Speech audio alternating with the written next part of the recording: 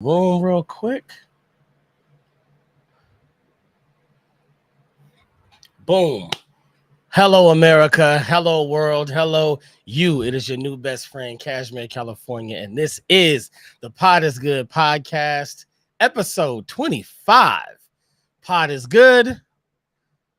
And all the time, if you know, you know. If you don't, continue to learn by listening, staying in tune with the show. We got a good one for you today. Today, we continue reading the indictments of ex-president Mr. Donald J. Trump with my man South Central Conservative. Let's go.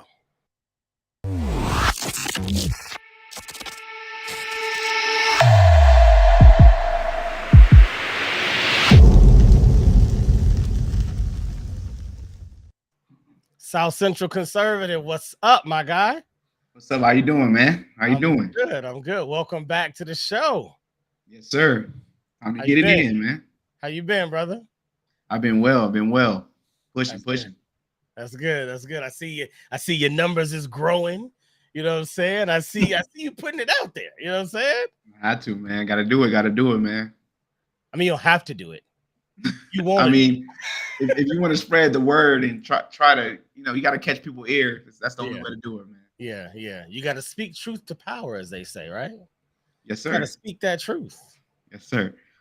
What is your truth, sir? What is your truth?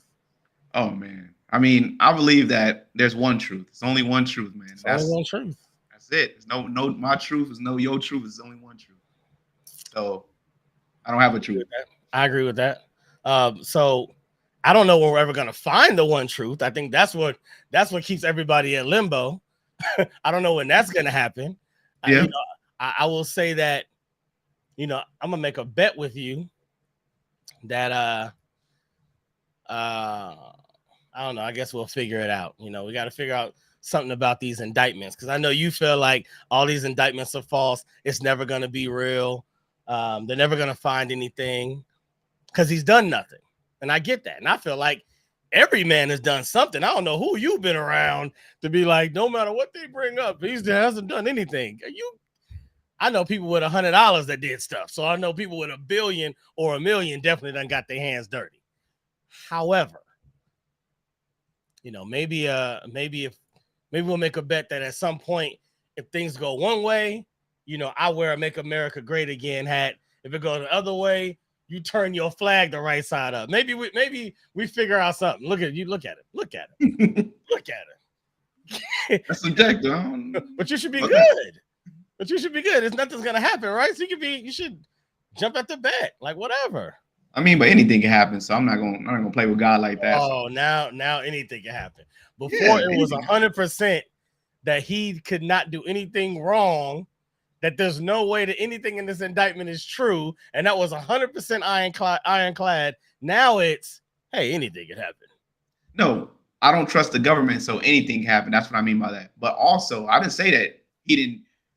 I don't know what he did, but I know that the things that they saying that he did he didn't do. So at this point, that's all I'm saying. I'm not saying the dude perfect. He's not Jesus. Anything like you said, you seen people do something with $100. But what I'm saying is, what you bring it forward to me, he didn't do. That's what I'm saying. Okay. I was anticipating August 21st. What was supposed to happen August 21st, my guy? August 21st? Yeah, August 21st.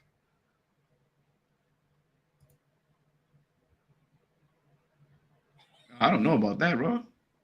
Nothing that I know of. Oh, but this is your guy, though. This is your. I ain't gonna front. This right here had me looking at your guy like, okay, maybe he got something. Mama Wolf was like, how do you know, though? How do you know? How do you really know? Because I mean, if your son got locked up 1 million times and he got off scotch-free, and these people that's witnesses keep coming up that don't like him, they just don't like your son. They had bad beef with him. They never liked him, so they're gonna keep going to court saying he did something. Ain't you gonna be like, all right, look, I'm not gonna say that my son innocent because I raised him, But come on, now it's like y'all gonna keep bugging him. Like y'all gonna keep. Come on, man. How many times y'all gonna do that to him? I'm gonna go to court. Hey, mom, come see me in court. I'm tired of come seeing you. I'm tired of seeing you. I can't keep doing this. I got other things to do. That's how I feel. It's like, all right, man, I haven't seen enough, man. Like, y'all keep doing it. I'm not saying he's my son. I'm close to him. Yeah. I trust him so much. What I'm saying is that I'm tired of seeing the same. I'm tired of seeing the same rodeo. Stay close. Don't back up. All right. No more of that. I'm tired of seeing the same show. I'm done. I turned the TV off already. Got it. Okay, so August, maybe because you turned the TV off, you missed August 21st and the lead up. So do your research, like you always tell me. Look it up. Look it up. But August 21st, your guy had a press conference that was scheduled at Mar-a-Lago, and he was going to release a report, a very detailed, long report that, in his words, had irrefutable evidence that was going to cause immediately all the charges to be dropped against him because he had irrefutable evidence of there being election fraud. That was on the 21st, my guy. It's coming up Monday.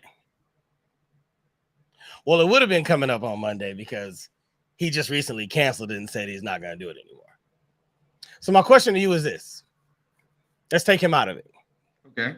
Because I want you to do your research to find out if what I'm saying is even right. I mean, you know me, I don't make up stuff, but just saying. But let's just use your example about your son. Your son, blah, blah, blah, all those things, right? I got a son. I get that. I get that point.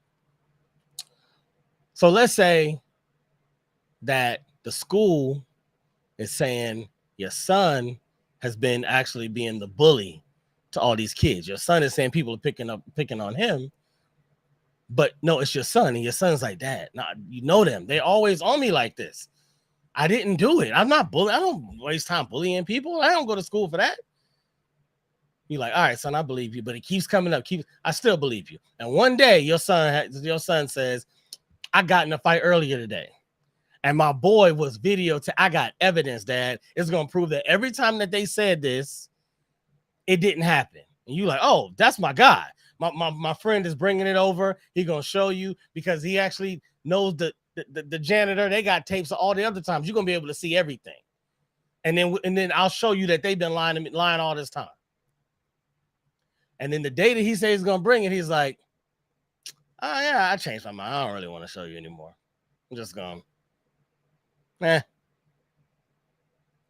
would you think? Now, if I'm a person that don't know the situation, right? Mm-hmm. I'm his dad, so I have some point of his character, right? Mm-hmm. I'm gonna say, well, son, you might be up to something. I ain't gonna lie. I don't know what's going on, right? Mm-hmm. Mm-hmm. But in the aspect of Trump, right? No. We're just gonna keep it in this. Okay, so my situation is this. Like you said before, like I said before, I would think that something's up. Like, why you don't want to show me what's going on? Mm. Yeah. So to you, at least, even if you're not saying, oh, you must have been lying this whole time, it at least opens up a conversation to where now you're like, okay, wait, hold on. Yeah. Right. Sure. Okay. At least we can get there. We ain't got to put no names in it, but we can get there. At least certain things can make you go, hold on. I'm not saying I disagree with you. I'm not saying. But I'm saying that right there, my common sense itch is saying, right? Yeah, but the thing is that you can't put it equal like that, because if that's the case, I already seen the tape. Whatever he gonna show you, I already seen it. So what could he show me that's gonna convince me even more? I already know. So you guys who saying maybe, I don't know, I ain't been watching these tapes. I ain't been looking at Trump. What you got? Oh, you didn't show me, so you up to something. Me, I already seen it, so I'm not even up to that. So when you told me that, it's like, okay, what that mean? I'm not waiting for Trump to. The thing is, I'm not waiting for nobody to tell me what to think. I don't care. I already know what happened. I seen the everyday person that was there, a person that was literally theirs, and they're they swore under oath, got everything to lose because they regular day people. They not doing it to get on TV. Okay. They Well, wish just so you know, everybody's swearing under oath nowadays, so don't hold that up too high. but Don't they hold it do up. have. But Dominion sued Fox News for saying they lied. What about those people? What about those people who everyday regular people? I don't know. Want them to go to jail? I don't know. I don't know. Mama Wolf says if you got locked up a million times, you're clearly in the wrong place at the wrong time with the wrong people doing the wrong. Okay, so let's use our logic in this situation. So when you got liars who literally lied every time they try to point a finger at your kid, you're gonna eventually give up and say, hey, eventually you in the wrong place at the wrong time. You fight against the government. No, I don't disagree with you, but what if your kid has also been proven to be a liar sometimes? That's a different story. You're not talking about a kid who's never lied and everybody keeps lying on them. If your kid has also been a liar and other people like, that's going to put you back in that place of like, I'm not saying I'm against you, son. I'm still on your side, but you gonna have to come on. There's been times that you done told me this and it wasn't that. Come on. Right, but also if the dad, right, I'm the father. I'm not a gullible person. I'm gonna look into it. I've already looked into it. I knew the Russiagate stuff was false before y'all knew. Everybody was still for 4 years. People kept saying, I already knew it was false. So when you found out, I was like, okay, are anybody gonna apologize now? Like, what we doing? So in your opinion, you feel like because Russiagate was false, I don't know if it was proven false or not, but let's just say that's what you're saying. I go with you because I wasn't in it. I didn't care, truthfully. But so if Russiagate was false, you're saying because that was false and they said that he did it and it was a big deal and then he didn't and no one apologized, then now they can't say he did anything else again because you said that already and it wasn't true. So no, that's just a big case. They've done it, calling them, like I said, calling them racist, saying that he didn't say it's both people on both sides and all this other stuff. They've done so much to where it accumulated to to make me at least research everything that they say. Okay, so what are you saying now? Okay, I already know what happened. Remember I told you before, I guess it was our first live, I told you that most of the time they want to tell you what to think if you don't do your research. If I never researched it, I'm going, like we read the documents. They were saying the false lie. He did this purposely. He's a lie. He kept spilling lies on purpose to rile people up, right? If I watch all of the evidence that they put forth as far as voter, can't really say that, you know what I'm saying, on YouTube. If I seen all of that, how could you tell me what I seen was false? It's like saying that's a woman when that's really a man. I see with my own eyes that's a man. How are you gonna tell me that that's a woman? No. He identifies as that. So you telling me F what I see, I'm wrong. You can't do me like that, dog. Now you playing with me mentally. Now you saying, hey, I told you, I think it was at work. My boy said, hey, Chris, because he called me a conspiracy theorist. He came to work one day. He said, hey, Chris, find a way to debunk your own conspiracy theory. I said, how does that work? So hold on. He said, find a way to debunk your own conspiracy? Yes. Hey, you shaking your head at him, but that boy knows something. That sounds stupid. That sounds like, hey. No. That's a lack of maturity. You just don't understand. What that is saying, never get so stuck in your own thinking to where you feel like you can't be wrong. So if you try to debunk it and you can't, that proves it. That's science. That's what science is. I know you believe in science. And science is purely based on that idea of I have this hypothesis. I will do this many experiments to see if that's right. And if it is, now I'm going to give it to somebody else to challenge that. And then they'll give it to somebody else to challenge that. And after so many versions or opportunities to try to challenge it, then they feel like, okay, we have a truth. So what he's saying is be a scientist in your own thought. There's nothing wrong with that. That's not dumb. This isn't about science. This is about if somebody did something or not. What am I debunking? A fact? If somebody did something, that's not science. It's not about it being science. It's about the process. It's about taking the time to, because I understand what he's saying. You may not get it clearly because it's not like he said that a long time ago and you still don't understand. What he's saying is genius. Matter of fact, what he's saying is the same thing that you said you did. You said, I was a Democrat.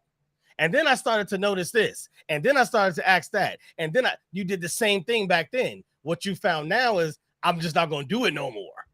You did the same thing. No, it's not the same thing. What he's saying is this, because he got it from CNN. They were saying y'all don't even know this. He literally copied it off of CNN. That's why I really started laughing. Like, wow, he's really doing this every saying. So basically, the dude is saying, "Hey, Chris, you got these conspiracies about who did what." I don't know what's up with your mic, bro. Your mic. I said, I don't know what's up with your mic. It keeps. I don't want you to fade down, man. I want people to hear you. Yo. So choke up on it. Hit the volume, something. Hey, you can hear me? I can hear you. Don't try to make it sound like a megaphone. I don't need to hear you that loud, but damn. All right, I hear you. What I'm saying is that he said debunk your own conspiracy theory. So whatever I came up with and said these people did this XYZ, he said, well, Chris, debunk your own conspiracy theory. This isn't a debate. When you debating and trying to make your debate stronger, yeah, I want to find out ways people going to attack my debate. I'm literally saying these people did this. Find out if they did or not. It's not a debate. What are we talking about? Hillary Clinton had private email, had nuclear codes on her private email server. She wasn't supposed to have it. What am I debating about? What am I going to debunk? And then they took that to court, right? Yeah, but what am I going to debunk? No, but they took it to court, and then they found nothing. So then what is it? So what's the future debate? They did find something. She bleached, bro. She did illegal things. The FBI said, yeah, but I will be wrong. Look it up. I will be wrong to prosecute her for this. The FBI said that. Look it up. Prosecutor for what? For the bleaching? Bleaching of the servers and getting rid of evidence, destroying evidence. So I'll look it up. Not today, but I will look it up. All right. So you better hit me up once you see it. So he told me, hey, Chris, find a way to debunk your own conspiracy theory. What the claims that I'm making is a fact. What am I debunking? Like what? Okay. We'll go into it another time, but I'll point out one thing. What county was it in Georgia? I cannot think of the county. Anyway, there was a county in Georgia that they were sure. Matter of fact, they released footage. I believe it's one of the ones you showed me, how they were taking out these containers and they all had these ballots in it, and they did this when. Okay, so I saw I remember you showed me that video. I remember seeing it then. I also recently went to go look at WBS. So I looked at WBS, the local network, who had all the footage. It goes back to when they first brought the tables in, when they first put the sheets on the tables, when those containers first went under there. Bro, it is not the way they tried to make it out to be. It is not the way the edited version with all the dialogue saying, look at what they're doing. It's not that. Now, you don't believe me. I get it. Because what you feel like is, I saw it and it was real.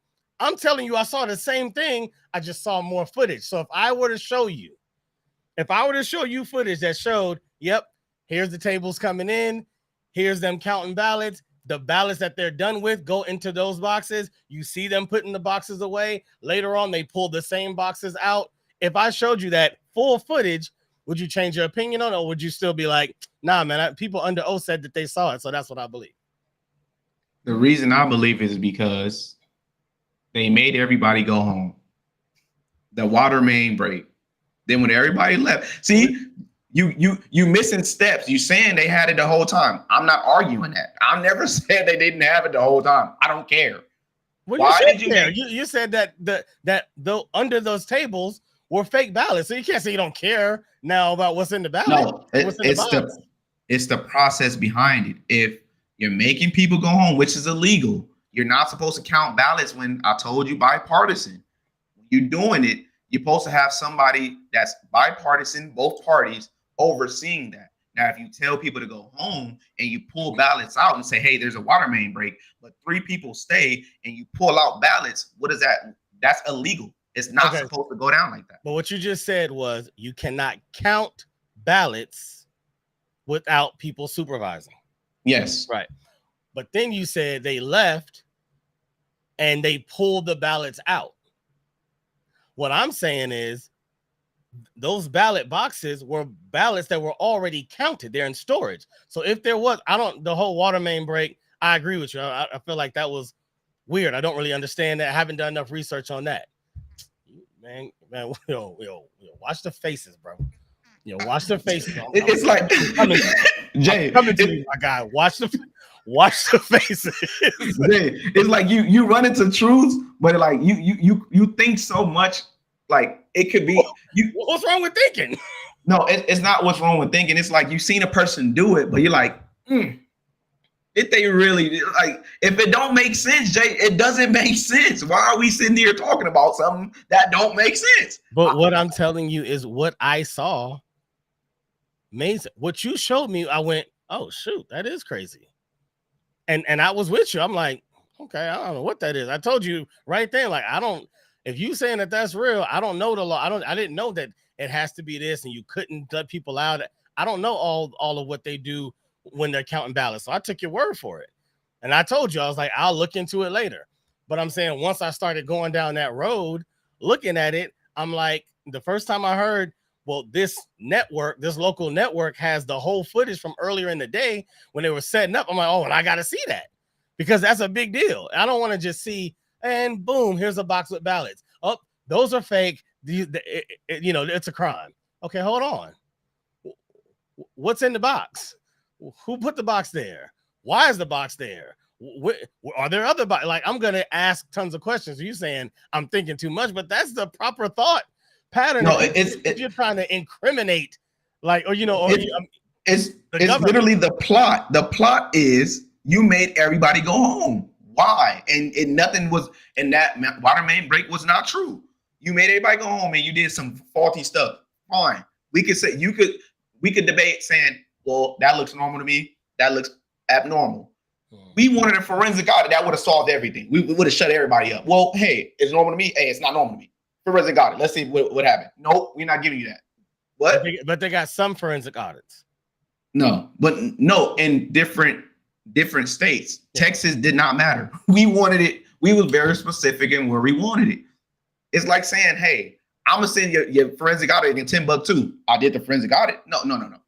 Okay, it's a crime here. It happened right here. Police, come here, there. Do your investigation here. I'm glad you brought up police. Yes. The police can do fingerprinting, right? They can come to a home, go to a car, wherever. They can pull fingerprints. Mm-hmm. If the police come to my house and I show them that someone stole all my stuff, and I'm like, I know they came through this window, fingerprint. You know what they're gonna tell me? No. Exactly. They're gonna tell me no. You know why? Because in the state of California, they only fingerprint if someone was physically injured or murdered. So since no one died, they're not fingerprinting. And so I'm saying, this is not an argument for the forensic audit. This is me saying, again, I still don't know all about that. I haven't researched each piece since we talked. I just find pieces to look at. It takes some time to dig through the mess to try to find some truth. And so you can't go through everything that fast. We were just on last week. However, I know that not all things aren't as obvious as they might seem to be to regular people. Regular people, you look at like, oh, somebody broke in my car. They stole all my, work equipment. And I can see the fingerprints on the window. Do fingerprint tests. Like, that's logical. So when they show up and go, oh, well, no one died, then you're like, oh, I didn't know that was a thing. So that's all I've been saying when you tell me certain laws or certain rules are in place. I'm like, I just don't know. I'm not saying you're wrong. Just saying I don't know. So, right. But I'm not trying to overlook it. Every American has the right to question the election. That's just absolutely right. Right. So with that, the legislator has not just the legislator laws. show that we have a right to ask what type of test we want. It's that simple. If you didn't do anything, forensic audit. It's that simple. It will shut everybody up. It's got to. Would it shut you up? If you showed us what happened, showed us the truth, showed us like, hey, if I'm having an issue here, if you never look into this bump on my head that I say it might be cancer, I don't know what it is. Can you please check it out for me? If you never look at it, I'm gonna always worry about it. It's like, damn, like it could be something. It's still bugging me. Right. The argument is not, you're not shutting nobody up, because we going back and forth about this still, even though it's been 4 years, almost 4 years. What happened? Why are y'all not doing what we asked you to do? It's that simple. If you want to shut us up, we literally asked you for what we are entitled to. If you don't want to give it to us, it looks super sketch. And it kind of validates what went on, because if we're entitled to something and you're not giving it to us, but you're telling us this didn't happen, look like, hey, bro, you're not shutting us up just because you might have people that agree, like, oh, well, hey, that's totally normal. Forget your totally normal. Forget me saying that this happened. Let's see what happened. That's gonna solve the argument right there. But they want us to argue because they leave room for debate. I'm saying stop the debate, do a forensic audit. Stop the debate, do a forensic audit. And this was what, 4 years ago. Stop the debate, do a forensic audit. Still didn't happen. I'm with you on that particular point. I'm with you. I feel like if that is something that is in place, that is something that has been requested, it is the duty of the governing bodies to adhere to that request and do a forensic audit. I'm 100% with you. I don't believe it'll shut anybody up. I'm gonna be honest. I really don't. Even looking at I won't go into that. We're gonna have we'll have a voter thing later on, but like even looking at the recount they did in Arizona, and they had all these Republicans in there, and they went one by one and counted everything, and this and that and the other, and it was like at the end of it, it was getting built up to be this whole thing, and at the end of it, Biden still had more, and it was like, yeah, but the conversation went somewhere else. It was like, no, nothing's gonna stop it. That's the whole beauty of this whole, and I'm saying dark beauty of this whole, what I call this Hitler idea of disturb the media, so then you take everyone's trust out of information, and then you become the only person that has the true information. I'm saying that's what's beautifully destructive about it, because there is no end. Like the only end would ever happen I don't even think this. I was gonna say if Donald Trump himself was like, you know what, y'all, hey, I tried, man. I've been lying from the beginning. I'm not saying he was. I'm just saying, hold on. Let me say it. If he was like, I've been lying from the beginning, I never even really wanted this, yada, yada, yada, gave you a whole spiel how he did it, blah, blah, blah, showed you photos, showed you conversations, people would still go, yeah, they probably made him do it. Like, there's no way it's going to end. But we speaking hypothetically. What I'm saying is that, and even in Arizona, they asked for the same forensic audit. We in Arizona, and I think Michigan and Georgia, people were very specific where this stuff happened at. Nobody did a forensic audit. It just never happened. So when you say that things will never end, it's very unfair, because certain books was not turned. Certain pages were not turned. Right? They're still open. So of course we're still open for speculation. That's fair. If you didn't do what we asked you to do, we have a right to speculate. You can't say, oh, you guys will never shut up. We're not going to shut up because you didn't do what you're supposed to do. It's like saying the baby will never shut up. You didn't feed it. It's still going to cry. Like, what do you mean? It's going to keep doing it. No, that's spot on. Spot on. I agree with that. I think the difference is what comes across, again, as I try to sit in a purple state looking at both sides, what comes across when people have settled into a specific idea or a specific truth is that it's not speculation anymore. It's said like fact. It's not said like, well, the page is still open, they didn't do this, so now I'm still wondering what happened. It's like, they didn't do it, I know what happened, I know why they didn't do it, I know the truth. It's more of this official thing, and it's like, okay, that makes it tough for somebody like me to really jump on it, because a lot of it is like like indirect opinion. Like, well, because that was so crazy, my opinion is that it has to be true now. All right, so that's fine coming from a purple state, right? But do you understand that most of the people's speculation is rooted in something? Like it's rooted in fact. Like people are not just coming up saying, "I love Trump so much that I'm going to just come up with this ideology." Not saying that all are. I'm not saying that all people are on the side of truth. Some people may be doing that because they like Trump so much. But what I'm saying, that majority of people that are speaking out and asking for that type of investigation, it's fighting for truth. I want to know what happened, but I've seen this happen. It's very abnormal. We literally seen what you seen, like you said, the people pulling out the tape, pulling out the ballots from the bottom, right? It's abnormal, fine, but we don't trust the government, period, anyways. So that gives us the right to say, hey, give us the election. You don't, you're still a liar. You're even more of a liar. I know what I saw. Investigate. That's all we ask. And if you don't do it, we have the right to call you a liar because you're not trying to solve a problem. You're trying to keep us arguing when we're entitled to that investigation. We're fighting for something we're entitled to. So obviously you are hiding something. It's fair because we shouldn't even be arguing about this. Not this long because it's civil unrest. This is why my flag is upside down. It's civil unrest. Because we asking you, January 6th didn't have to happen. Most of the stuff did not have to happen. They wanted it to happen because they don't want to resolve issues. They got me and you still talking about something that happened 4 years ago. If they really wanted this stuff to shut up, they would have gave the people what they wanted right when they wanted it. They said, hey, I'm in the thick of it. This happened yesterday. Can you investigate? I want a forensic audit. Nah, I'm going to do a recount. I don't want you to recount the same ballot that you had yesterday. I want you to do a forensic audit. Who touched it? Why did this happen? Why is this person pulling out ballots from under the table that they have for so long, but they made everybody go home to where nobody could see it? I'm not saying that they did anything wrong, but because everybody is innocent until proven guilty, but I'm trying to prove my point. What happened here? Because that's abnormal. And any person, you're a regular person, purple person, any person will see that that's abnormal. Although they did have that under the table for a long time. Why'd you make everybody go home? Something weird happened that never supposed to happen.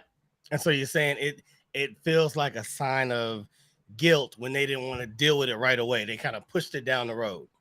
And they got people, you're not the extreme. They got people that don't think, they just think that people are just crazy. Like, why would you even, like, why are you even still talking about it? Trump lost, shut up. Some people don't like losing. They don't take losing good. It's like, bro, what? I lost, but the ref said, forget throwing a flag. So what? Yeah, I've seen them do a little, they might have yanked you, but I'm not going to even investigate. I said, replay it. Hit the replay, man. Something happened here. I'm good. And I lost because of that. I'm going to be mad. I'm going to be real mad. And that's fair. That's fair. So we would agree that the viewpoint, a lot of it has to do with the time, like not just what happened, but the fact that this is such a situation for all of America that this should have been handled immediately. Right. But they need it. The thing is this, we're so divided. People think that, oh, you just want Trump to win. It's not about Trump. It's about, if it was Robert F. Kennedy and they cheated him, everybody should be on the same page. Like, hey, bro, give them what they want so they can shut up. At least do that. It's just like, bro, shut up. You lost. I don't care. I don't even care because I don't like him. I got it. I got that. So then could we also agree that if Trump is in a situation where he's being indicted for what he calls false claims, and he's also in the presidential race, it hasn't completely started, but for the most part, it started. Would you say that he should want to deal with these things immediately as well? Yeah, but I also believe that him bringing, like, at the end of the day, all right, you're going to prove to people that don't like you, they don't, like I said before, if they really cared, if people really truly cared about Trump in this situation, it would have been resolved because we would have been on the same page, Democrat and Republican, fix it. Now, if you're bringing it up, it's like, okay, so you prove what? Are you going to get ready for the next election? Like, why does it matter at this point? Because I got to a point to where I was arguing with people since it happened. Now it's like, all right. And I'm asking more of the perspective of Trump. I'm saying just not for who cares, right? Because Right. let's get back to what voting is all about. Voting, you don't need everybody to care. Yeah. Voting in some areas, like he was arguing with people in Georgia, he only needed 11,000 and something votes. So you're not trying to get everybody, you're just trying to swing some people. So would you agree that if he knows he's innocent, you wouldn't want this lingering in the air during the campaign that might affect your chances in 2024? Yeah, I get you, but who's gonna vote for him? Gonna already vote for him, even if he prove it. Just like the Hunter Biden case. Oh, I know. I don't want to go to Hunter Biden. Let's stay right here. Okay. I'm just asking, would you say that a president who is on the campaign trail, who has these types of serious allegations on him and indictments on him, would be seeking to get rid of that as fast as possible, especially if he knows he's going to win, because you wouldn't want that lingering during your presidency? Does that make sense?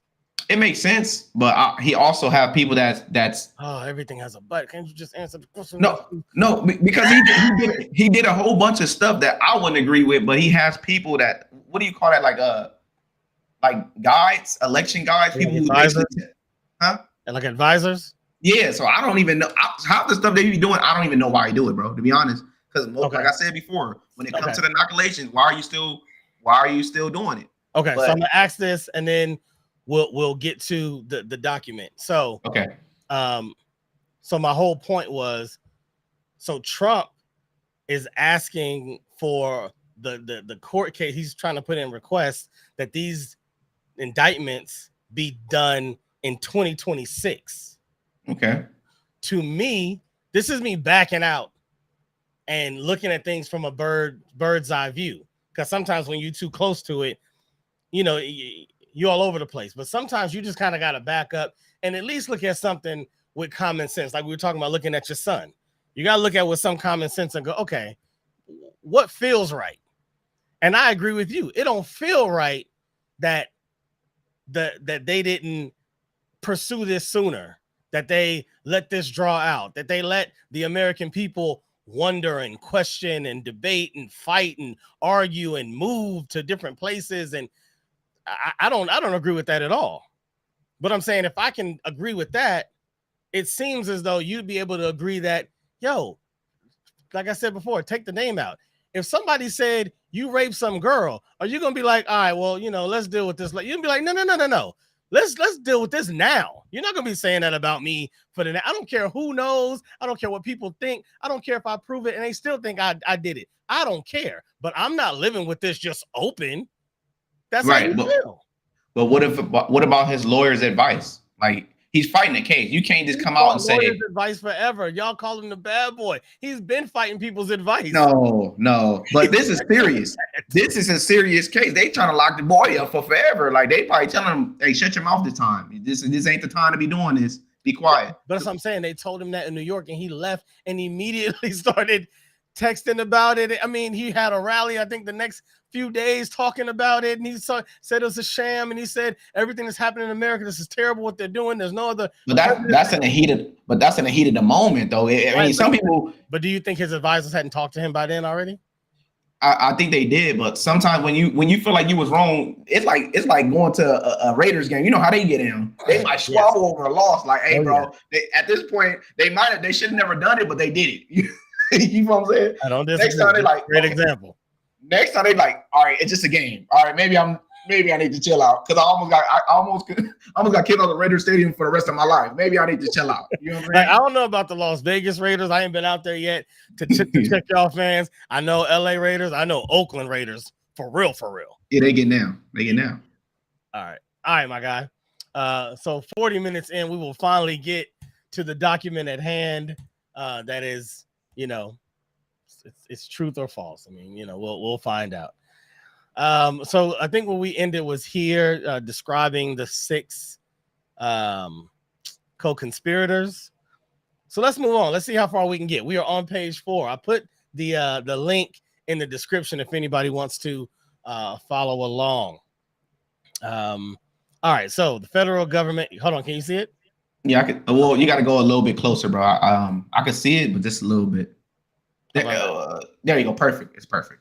All right. The federal government function. Number 9, the federal government function by which the results of the election for president of the United States are collected, counted, and certified was established through the Constitution and the Electoral Count Act, ECA, a federal law enacted in 1887. The Constitution provided that individuals called electors select the president, and that each state determined for itself how to appoint the electors apportioned to it. I feel like we did read this.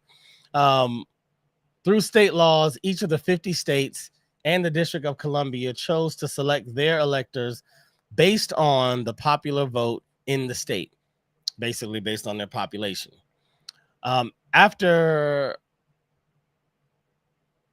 election day, the ECA required each state to formally determine or ascertain the electors who would represent the state's voters by casting electoral votes on behalf of the candidate who had won the popular vote, and required the executive of each state to certify to the federal government the identities of those electors.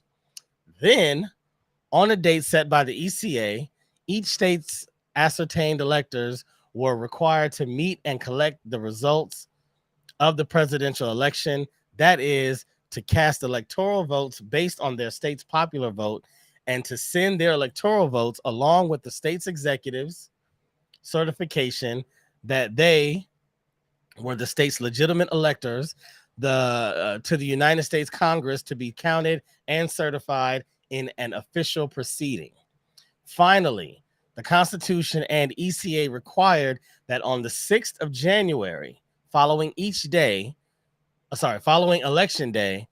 the Congress meet in a joint session for a certification proceeding presided over by the vice president as president of the Senate to count the electoral votes, resolve any objections, and announce the result, thus certifying the winner of the presidential election as president-elect. This federal government function, from the point of ascertainment to the certification, is foundational to the United States democratic process, and until 2021 had operated in a peaceful and orderly manner for more than 130 years. Real quick, just to make sure everybody else can see it, I'm gonna zoom that in, take us off. Nobody needs to see us just reading. All right, so manner and means. Number 10, the defendant's conspiracy to impair, obstruct, and defeat the federal government function through dishonesty, fraud, and deceit, including the following manner and means. I think this is what we started to talk about the last time, and I'm hoping that for both of us, there's some clarity, because I do agree that there was some, okay, well, but how do they know? Or how, they're using these words, but how can they prove that he didn't know? Yada, yada, yada. Let's see, because these are the means and manner in which they're saying that this dishonesty took place. A, the defendant and co-conspirators used knowingly false claims of election fraud to get state legislators and election officials to subvert the legitimate election results and change electoral votes for the defendant's opponent, Joseph R. Biden Jr., to electoral votes for the defendant. That is, on the pretext of baseless fraud claims, the defendant pushed officials in certain states to ignore the popular vote, disenfranchise millions of voters, dismiss legitimate electors, and ultimately cause the ascertainment of and voting by illegitimate electors in favor of the defendant. B, the defendant and co-conspirators organized fraudulent slates of electors in 7 targeted states: Arizona, Georgia, Michigan, Nevada, New Mexico, Pennsylvania, and Wisconsin, attempting to mimic the procedures that the legitimate electors were supposed to follow under the Constitution and other federal and state laws. This included causing the fraudulent electors to meet on the day appointed by federal law on which legitimate electors were to gather and cast their votes, cast fraudulent votes for the defendant, and sign certificates falsely representing that they were legitimate electors. Some fraudulent electors were tricked into participating based on the understanding that their votes would be used only if the defendant succeeded in outcome determinative lawsuits within their state, which the defendant never did. The defendant and co-conspirators then caused the fraudulent electors to transmit their false certificates to the vice president and other government officials to be counted at the certification proceeding on January 6th. Wow. Okay, let's at least take a second. At least take a second to talk about that. Wow. Wow. What are your thoughts on that? Again, I mean, Trump tried to get vice president to do his job, and he has the right to stop the elections and doing a clean and clear investigation and leave no stone unturned. That's his job. As the head Senate, he has the right to say, "Hey, man, I don't want to approve this election. I don't want to approve this election because there's people asking questions about this. Let's further investigate before I stamp and say, okay, yeah, Joseph R. Biden won." He has a right to do that. And Trump has a right to say, hey, look, bro, do your job. Do your job. Because it was a big back and forth saying, hey, man, I don't have the right to do that, when in history it happened before. So you telling me you don't have a right that you do have. What's going on here? All I'm asking is for you to investigate what happened here. And I told you, I told you the states that we asked for a forensic audit. So mind you, before it got to January 6th, this was always, hey, solve it by forensic audit, right? The American people asked for it. It could have been resolved. Don't resolve it. Fine, bam. They keep marching up. Go to the legislators. Hey, forensic audit. Bam. Nope. Okay, bam. Goes up to it goes up to see. This is leading to a problem. You're not trying to solve it. You don't care. What you want is people to fight. This could have easily been resolved before January 6th. This could have easily been resolved before Trump started asking him, hey, bro, like what happened? Like, why y'all not investigating? What's going on? You know what I'm saying? It could have easily been resolved by on a smaller level, because the American people outside of Trump had issues with what just happened. Forget Trump. He's just one person. You had the American people in these states saying, I don't understand what happened. Could you do a forensic audit? So I'm with you on that. And though it's probably not going to happen if under investigation was the government. Well, I guess they're always under investigation with us. But if this was specifically about the government, there's a lot of it I agree with you on. However, this is specifically talking about the acts of Donald J. Trump and his co-conspirators. And so more specifically to this count, I'm not saying anything else around it was right or wrong, because those are other conversations that we have to pull up other facts to try to figure out. And a lot of it is opinion based, because some people can look at it like, yeah, that's his job if he believes in it. It's not his job. Like they said, it's went on perfectly all these other times. So if he but look, Jay, his job, right? This is what American people need to understand. It's not just Republican side. They represent us. The people you represent say, do your job. You're supposed to immediately. But when the actors start acting on their own and not going by script, that's when the American people are supposed to bug up, because you're not doing what you're supposed to represent us. We relinquish our vote to you because we choose you to represent me, which means that when I ask you for something, if it's civil unrest and I say, hey, bro, you represent Republicans, we saying X, Y, Z, do what we ask you to do. And we not actually do nothing illegal. It's not illegal. But like you said, if he doesn't agree, that means he don't have to do it. No, that you don't have no choice. You're supposed to.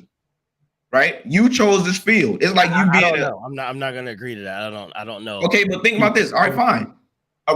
Look, a politician is basically a person that work at a burger stand.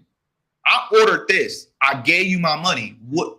Yeah, I don't have to do it. No, you have to, because you chose that job. You, in your constitution, in your bylaws, as a burger worker, you said I order and pay. This is what you do. You told me that. That's false advertisement, then, right? If you could show me, if it could be proven that every time that the people say do this, that the government did it, I would think you had a leg to stand on. But because the people can say and demand what they want, that doesn't mean that the government always does that thing. And no one else, the other times that it happens, people don't go, oh, you're supposed to do your job. I'm coming to tear the building down. So that doesn't give relief for it to me to be like, you're supposed to do your job. If you had did your job, January 6th wouldn't happen. No, I'm not saying if he did his job, January 6th won't happen. That's a step forward. What I'm saying is that your job is that you represent us. I'm not saying the government. He's a part of the government, but who elected him? That's your constituents. That's your base. We saying, hey, there's a problem here. I'm not saying nobody did nothing. Well, some were making accusations, those who were there, when people make their opinions based on what they saw. But in order to cause a relief, we want this to happen. Why isn't it happening?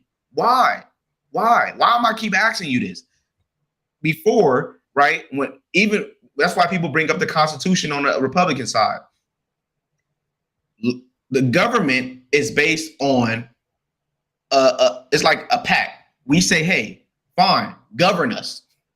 We're gonna allow you to govern us, but you have to do what we ask you to do when it comes to certain things. It's always been that way. But when the government started acting on their own, no, it hasn't always been that way. How did the government start? No, I'm not saying the idea hasn't always been that way, but it has not always been the way that if we tell you to do something, you got to do it. I'm saying that's false. That's false, because people, almost every president, you could point to something that there are a large group, maybe half the country wanted them to do, but they did something else because from their view and from their administration and their advisors or the military or whoever else, their knowledge, their what's the word I'm looking, their intel that they had said, we know y'all want this, but we got to do this. We know y'all want us to stop the war, but we got to stay there. We know y'all don't want us to strike, but we got to do it. We know y'all. That's to keep bringing that up, like all of a sudden it's your job, so you have to do it. And if you don't, that's not true. That's not how America worked. Okay, so look, you could say that, which is fine. What I'm saying is this: we're asking just for an investigation of votes. How bad is that? We're not asking you to stop a war. We're not saying pull out of Afghanistan tomorrow. We said, bro, I voted. I don't trust that my vote counted. What's going on? Oh, yeah, but you can't say how bad is that. It's obviously really bad because y'all went to fight about it. So okay. We're not minimizing it because, and I'm saying it because when they said no, people said pull out of Iraq or pull out of any of these wars, and they didn't. No one said, oh, well, we coming there to make you do it. No, they just went, but on this one, they did something about it. So you can't be like, well, how big is that? It's a big deal. No, I'm not saying what happened after. Look, we're not skipping to that because I'm sure you're going to get into that, reading. What I'm saying is that when there's civil unrest about voting, there's laws put in place that we're asking him to do. It's legal. We're not asking you to overturn the election. What we're asking you to do is to investigate. But that's your job. So I'm saying, what's wrong with asking and being told no? That's you can't say no. But then it's not asking. Then you're demanding me. You're supposed to demand it. If like all right, look, just change the verbiage. I'm not saying you're wrong because I don't know. I'm just saying, but don't say you're making it sound like it's all we're asking for is this. It's not that big of a deal. And then we're just asking. No. Y'all not asking. It is a big deal, and you're demanding. You're saying why? Do this or else. Guess you know why? Why? Like I told you before, it started on a smaller level. Hey, something happened. Could you investigate? How much time you think we're gonna keep asking you when we say, hey, the Constitution says you're supposed to do this? When I say that there's a problem with voting, because that people died for us to vote. It's a right in this country. People died for that right. You telling me that I don't have a right to ask about what happened in this election, when every election, Hillary Clinton and them, they did exactly what they asked them to do. Why, when we ask, it's like, nah, that's weird. That's really weird. No, I agree. And people ain't gonna keep. And you can't look. It was only 1 million people. It's how many billion people is in America? It's only 1 million people say, hey, look, I'm not. Only a few of that million people that was there on January 6th actually said F it, right? Imagine those disenfranchised people, because Democrats let us say disenfranchised. Disenfranchised people say, hey, why are you not doing what I asked you to do when it's something that I'm entitled to? That's where the demand came in, because, hey, now somebody playing. I went to you say, hey, don't talk to me, talk to my supervisor. I'll talk to your supervisor. Don't talk to me, talk to the owner. I'll talk to the owner. Who else do I talk to? Who else do I talk to? You playing now. Now you're playing with me. You get what I'm saying? Right. So, and people, not everybody gonna sit back. So I'm with you. I wish that I heard this passionate rhetoric and just overall vibrancy when they're doing things to illegitimize black votes in other ways. Bro, we can debate about that, because that's bullcrap. They ain't. No. We won't go into it. Oh, okay. If you want to talk about it, we can. But I will say, let's talk about it. I will say, as someone that looks like me, and to know, now you don't look like me. I look like you. Okay, well then let me finish. All right, go ahead. That looks like me. You have to know that this country, for a long time, has worked very hard to illegitimize or to minimize black votes, either from gerrymandering, either from red line. There's been a lot of ways that it's happened. I don't hear, and I think this might be what some of your people that you feel like, or that talk to you like, yo, where your B card at?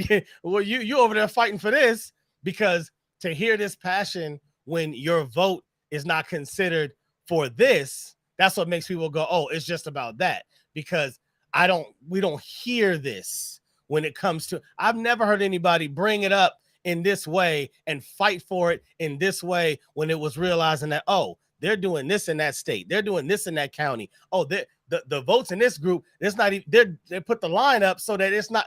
I just haven't heard it. I will allow both of us to get into the weeds of that another time, because it sounds like you have a viewpoint on it, and I don't want to cheat you out of that. I'm just saying my perspective is, looking at how you look. I'm just very surprised because you look into this a lot. Hold on real quick. Let's go to the chat.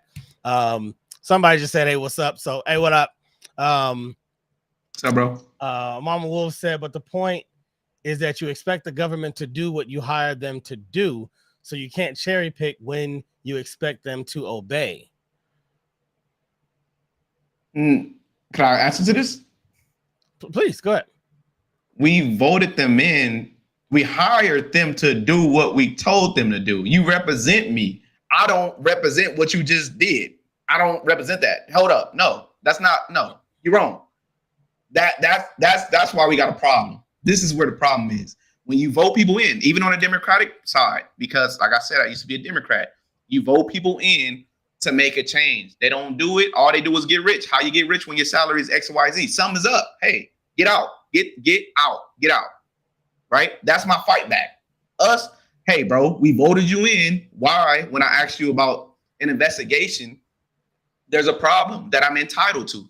I keep saying entitled to, because this is where the demanding come in. And I hate that Democrats on the other side saying y'all crazy. Y'all should be on the same side, because when it comes to y'all and y'all lose and people say, nah, so what? You're going to be like, what? Happened. It's happened. But I think that's what you're missing. And So you're saying that just a lot. So if it happened to you, you say, so what? Everybody got to get it. I don't think that I'm saying that, and I'm not saying that it should be that way or not. I think what I'm saying is just in response to your question is that I think most people understand that the government is made up of people and made up of people that obey laws and rules and regulations made up by people that were derived from some imperialistic system. But all in all, it's all human life.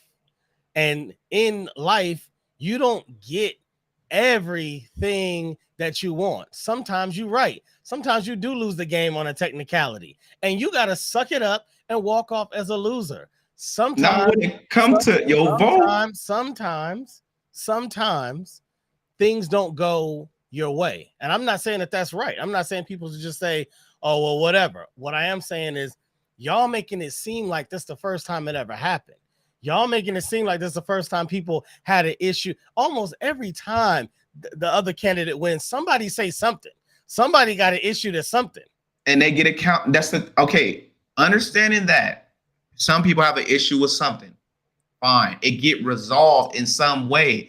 People are fighting against Republicans or conservatives saying that it just didn't happen when you. It's like disingenuous. It's like, okay, it'd be fair if you said, okay, they didn't do everything they're supposed to do, but I don't think he won. Y'all just saying, nah, shut up. Just be quiet. He didn't win.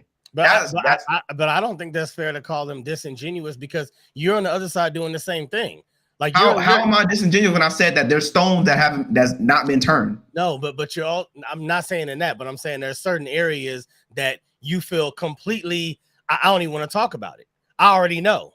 I already saw what I need to see. I don't need it. Even if there's 100 pieces of evidence and I saw 6, the 6 were enough for me that I know my opinion. I know what it is. And so I'm saying they might look at you like, well, that's disingenuous to not want to follow law as we are supposed to and continue to look at all the evidence. The judge will consistently say, wait until you see all of the evidence that is provided by counsel before you reach a judgment. You, on the other hand, and a lot of people on both sides, I'm not just saying conservatives, will sometimes see a certain amount of information that validates a certain way they were already feeling, and they like, I'm good enough.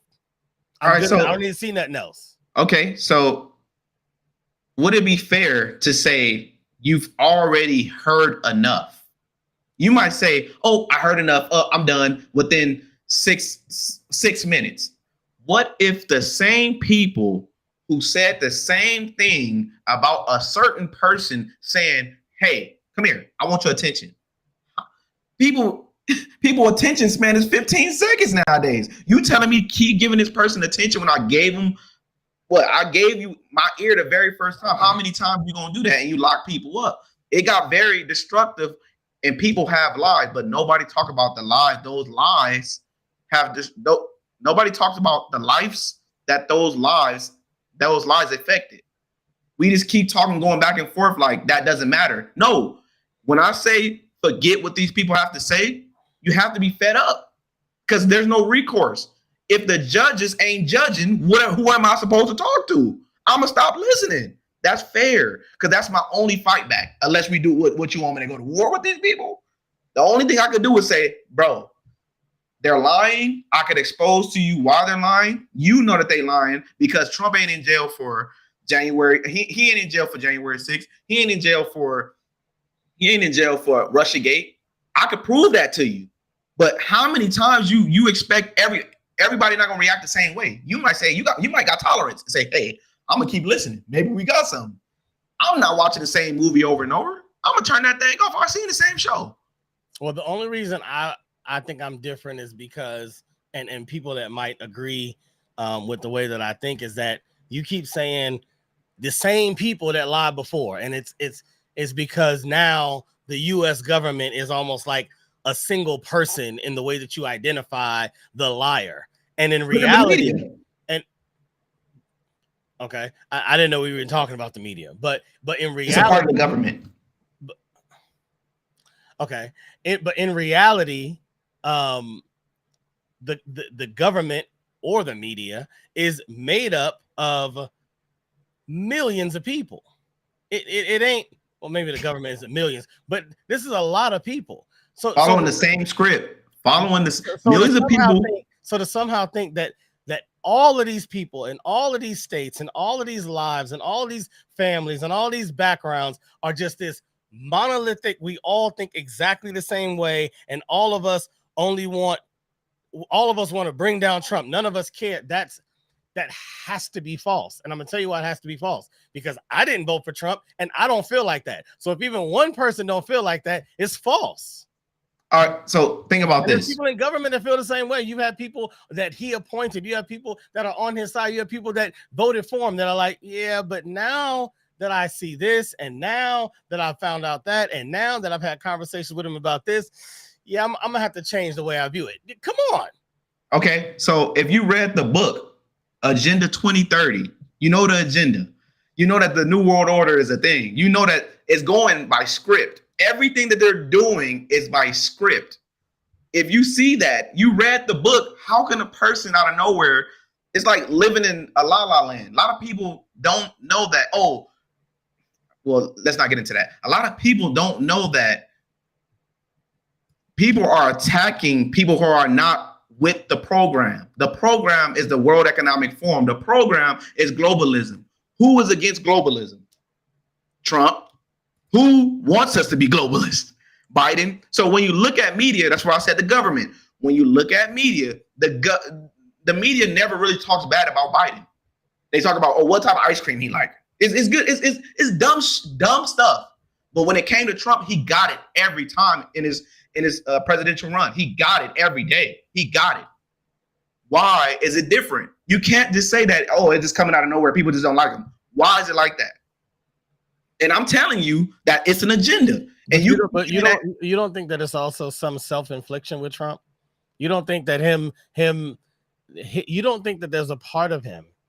I don't even know why I'm asking this, because I kind of know your answer, but you don't think that there's a part of him through a lifetime of being a public persona and being the bad guy? He's been the bad guy his whole life. This is consistently been the way he portrayed himself, whether he was on WWF wrestling, bad guy, whether he was on The Apprentice, bad guy. You don't think that there's a part of him that might kind of be like trying to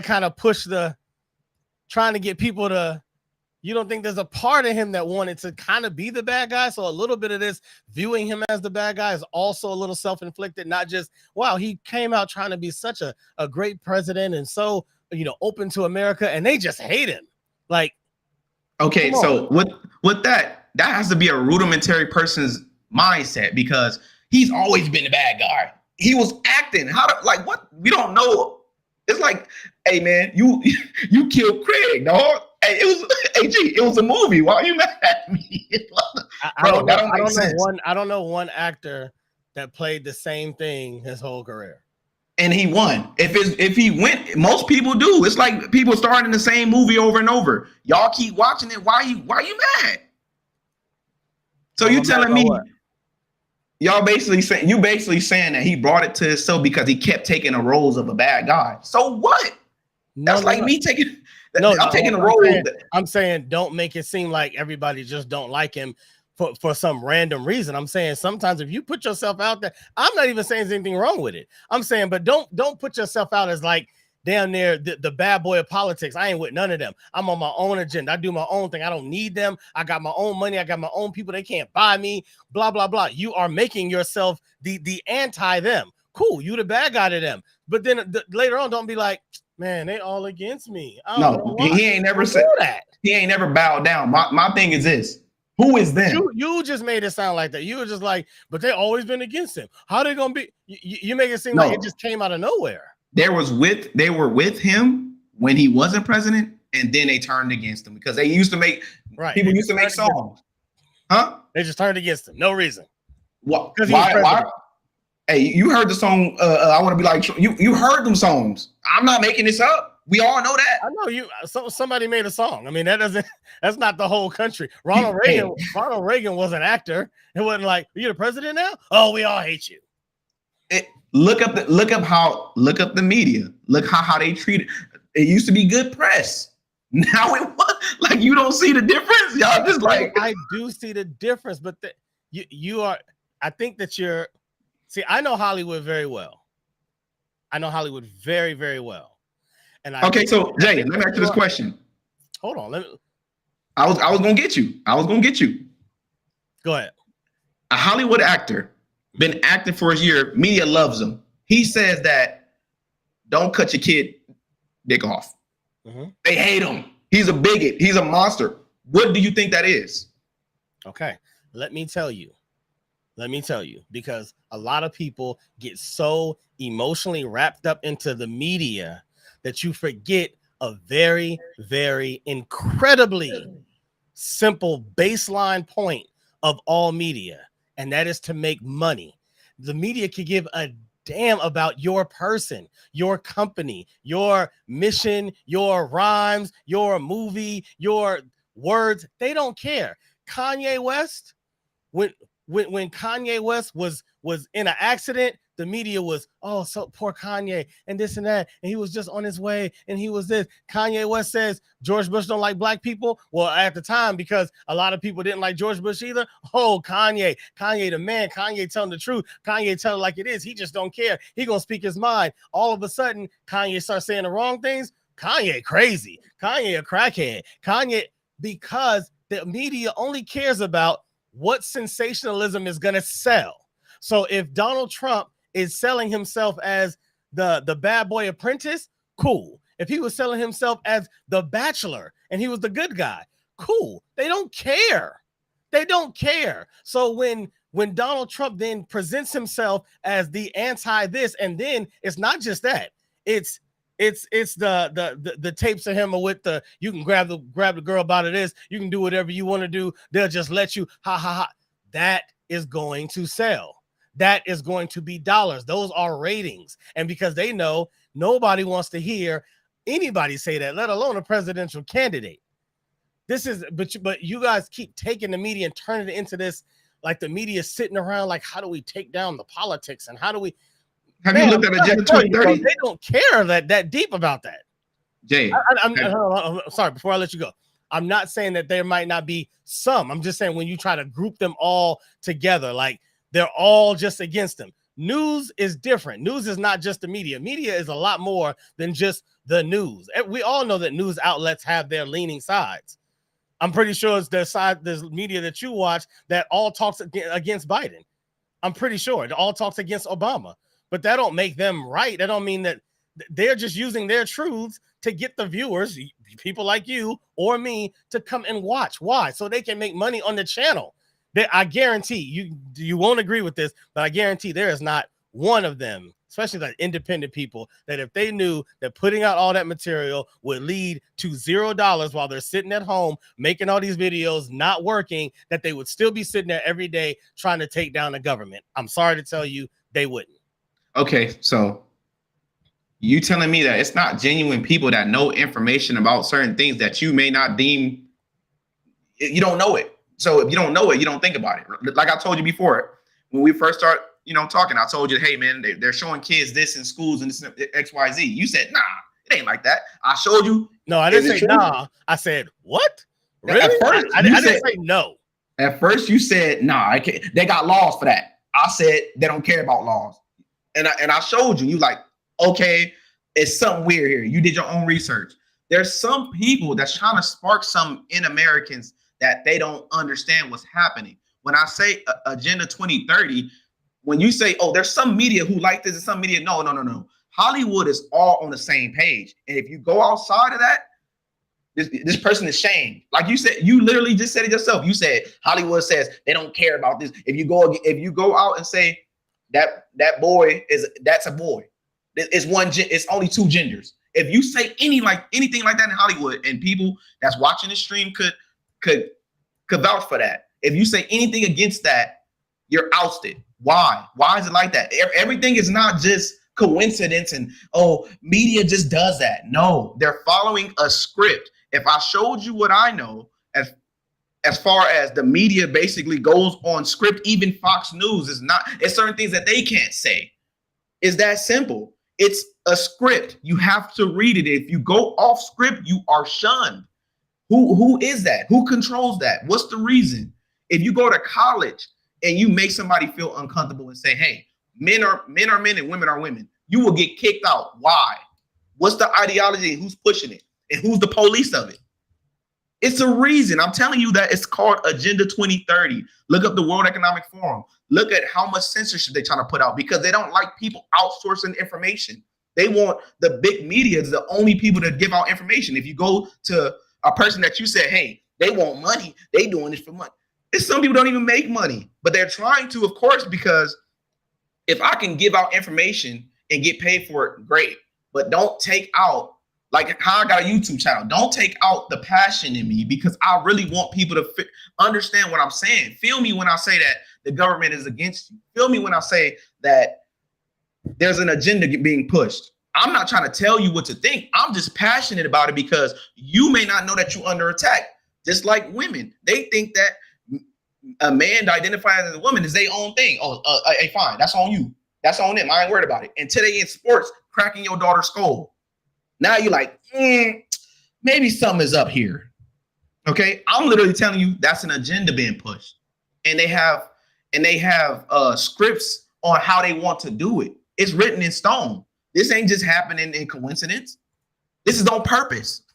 I'm literally telling people this is on purpose, and I shouldn't be shamed because I started a YouTube channel and I want to get paid for it. Eventually, I am gonna get paid for it. Does that make me any disingenuous?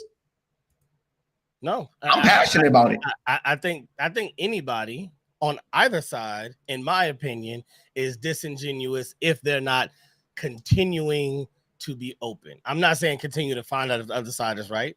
I'm not saying believe your side or don't believe your side. I'm saying we are the accumulation of everything that we know up until that moment. That okay, is. Dave. What if I told you hold on. I don't have a side? But hold on. Hold on. That's every human. You are nothing but an accumulation of what you know up until this second, good or bad. That's all of us. So what I'm saying is, if I believe in, if I believe something that you said, like you brought up the I forgot what it was called, the story time, the drag story thing or whatever. You told me that at work. I'm like, what? And you're like, yeah, they do. And I'm like, okay, nah, probably not in California though, or something I said. I can't remember what I said. I do remember saying no in some facet, like not that it doesn't exist, but I felt like, nah, not in school. Now, I did go do the research, and you're forgetting the fact that what I brought back to you was, no, you are wrong. They weren't doing it in schools, but you are right that they are doing it, but they were doing it in like libraries and community centers and this and that and the other, which to me is bad enough, right?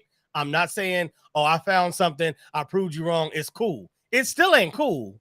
It was just a point of, okay, but the part about it being in a school that I originally was like against or shaking my head at, that part from what I saw was wrong. Now, are they trying to get into schools?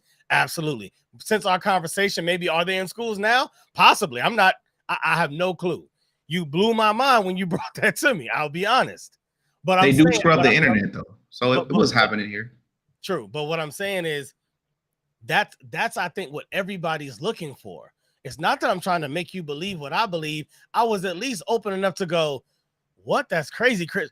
Let me go check it out. And then to come back and be like, yo, I saw this, this, and this. And I did see this, this, and that. And then we can have a dialogue. But I was open. The problem, I keep going back to this, is when anybody gets so extreme that they closed off. And I get it. I get what you're saying. But you got so much information, I'm closed off now. You got so much information, I ain't trying to hear nothing else. I get it.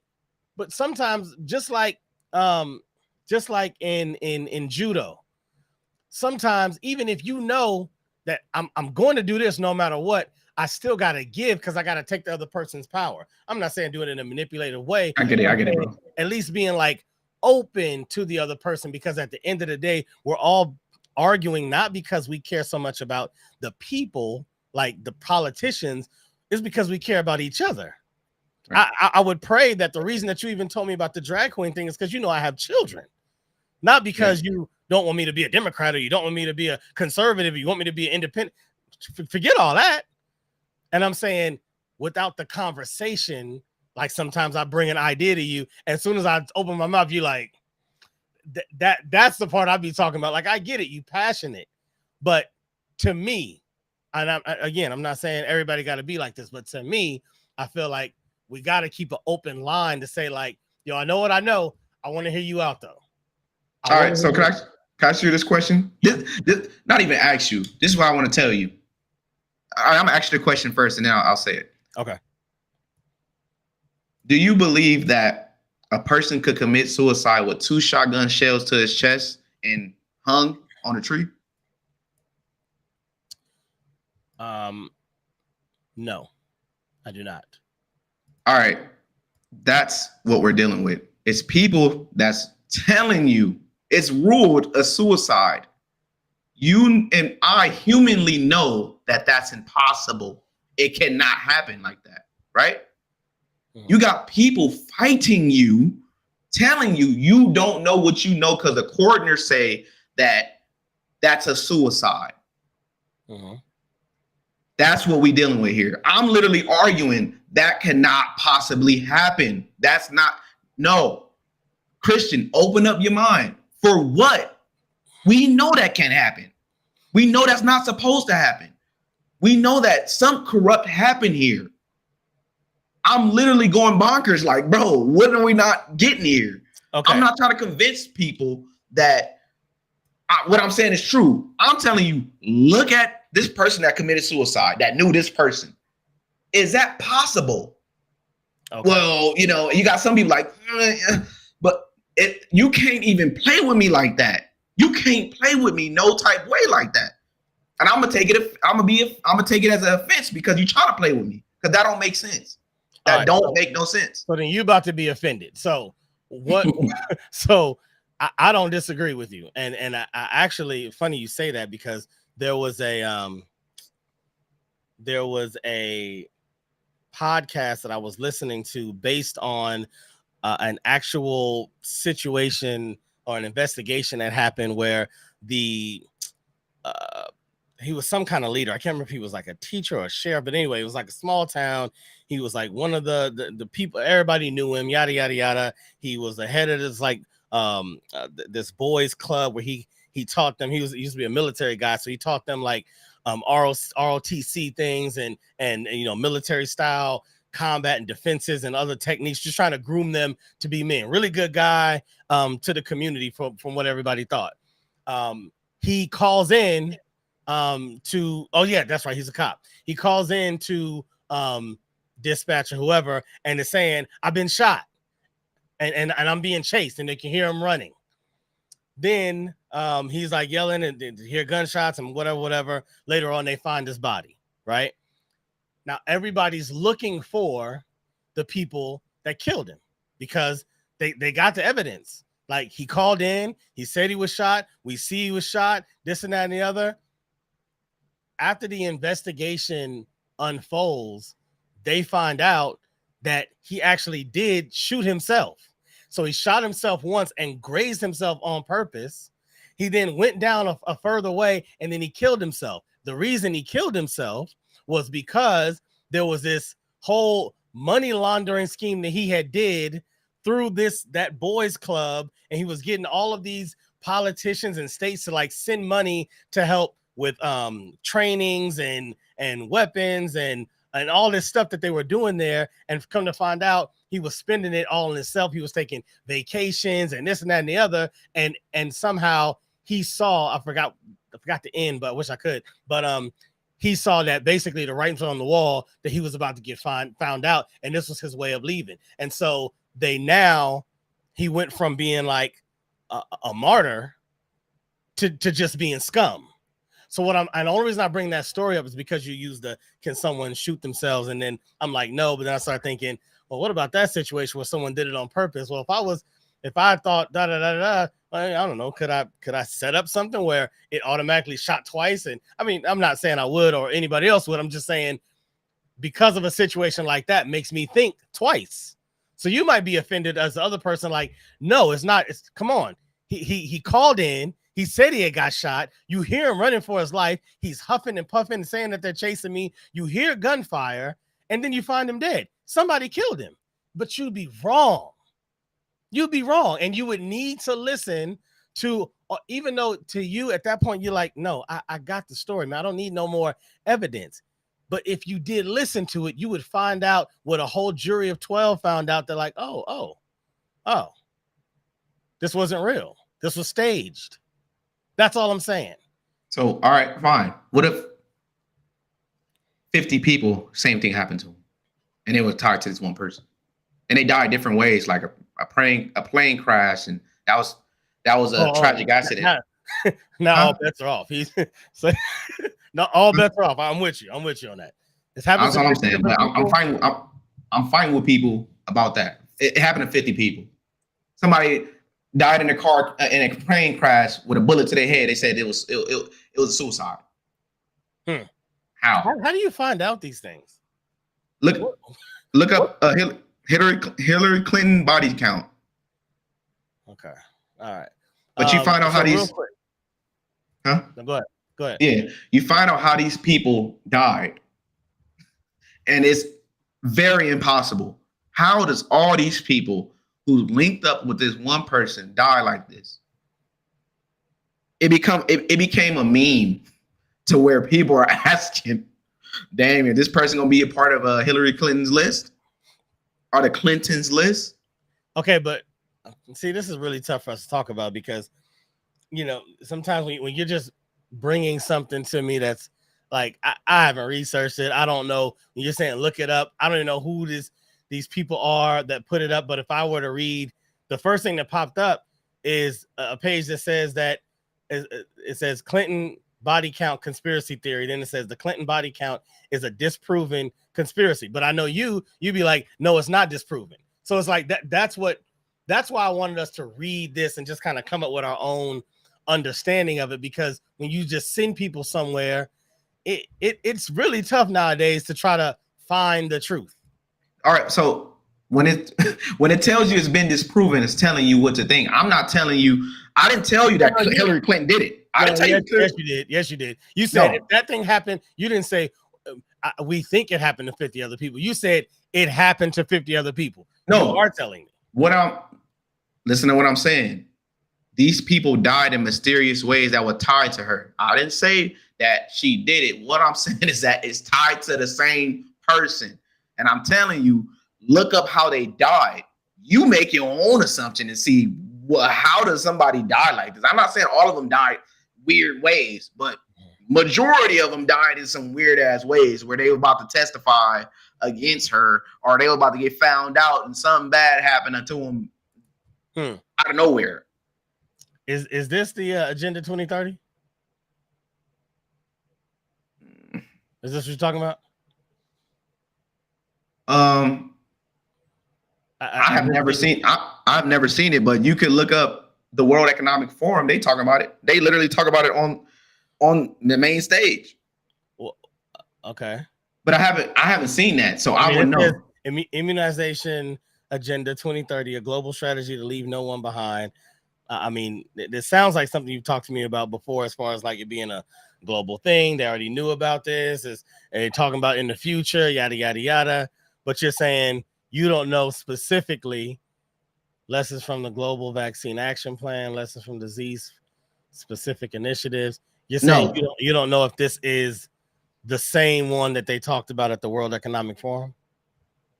No, I don't know anything about this. But okay, from the look of it, when it says leave no one behind and leave everyone basically about inoculations, the person that funds the most inoculations is Bill Gates. All right, so since we're looking it up, do this for me. Go on YouTube and look up Bill. It's a quick video. It's like less than a minute. I can't play the audio. Oh. They'll pull it down. Okay. I tried. All right. So guys, if whoever's watching, look up Depopulation Agenda Bill Gates. Here, I can pull it up on the screen. I just can't play it. So okay. YouTube, you said depopulation what? Depopulation agenda.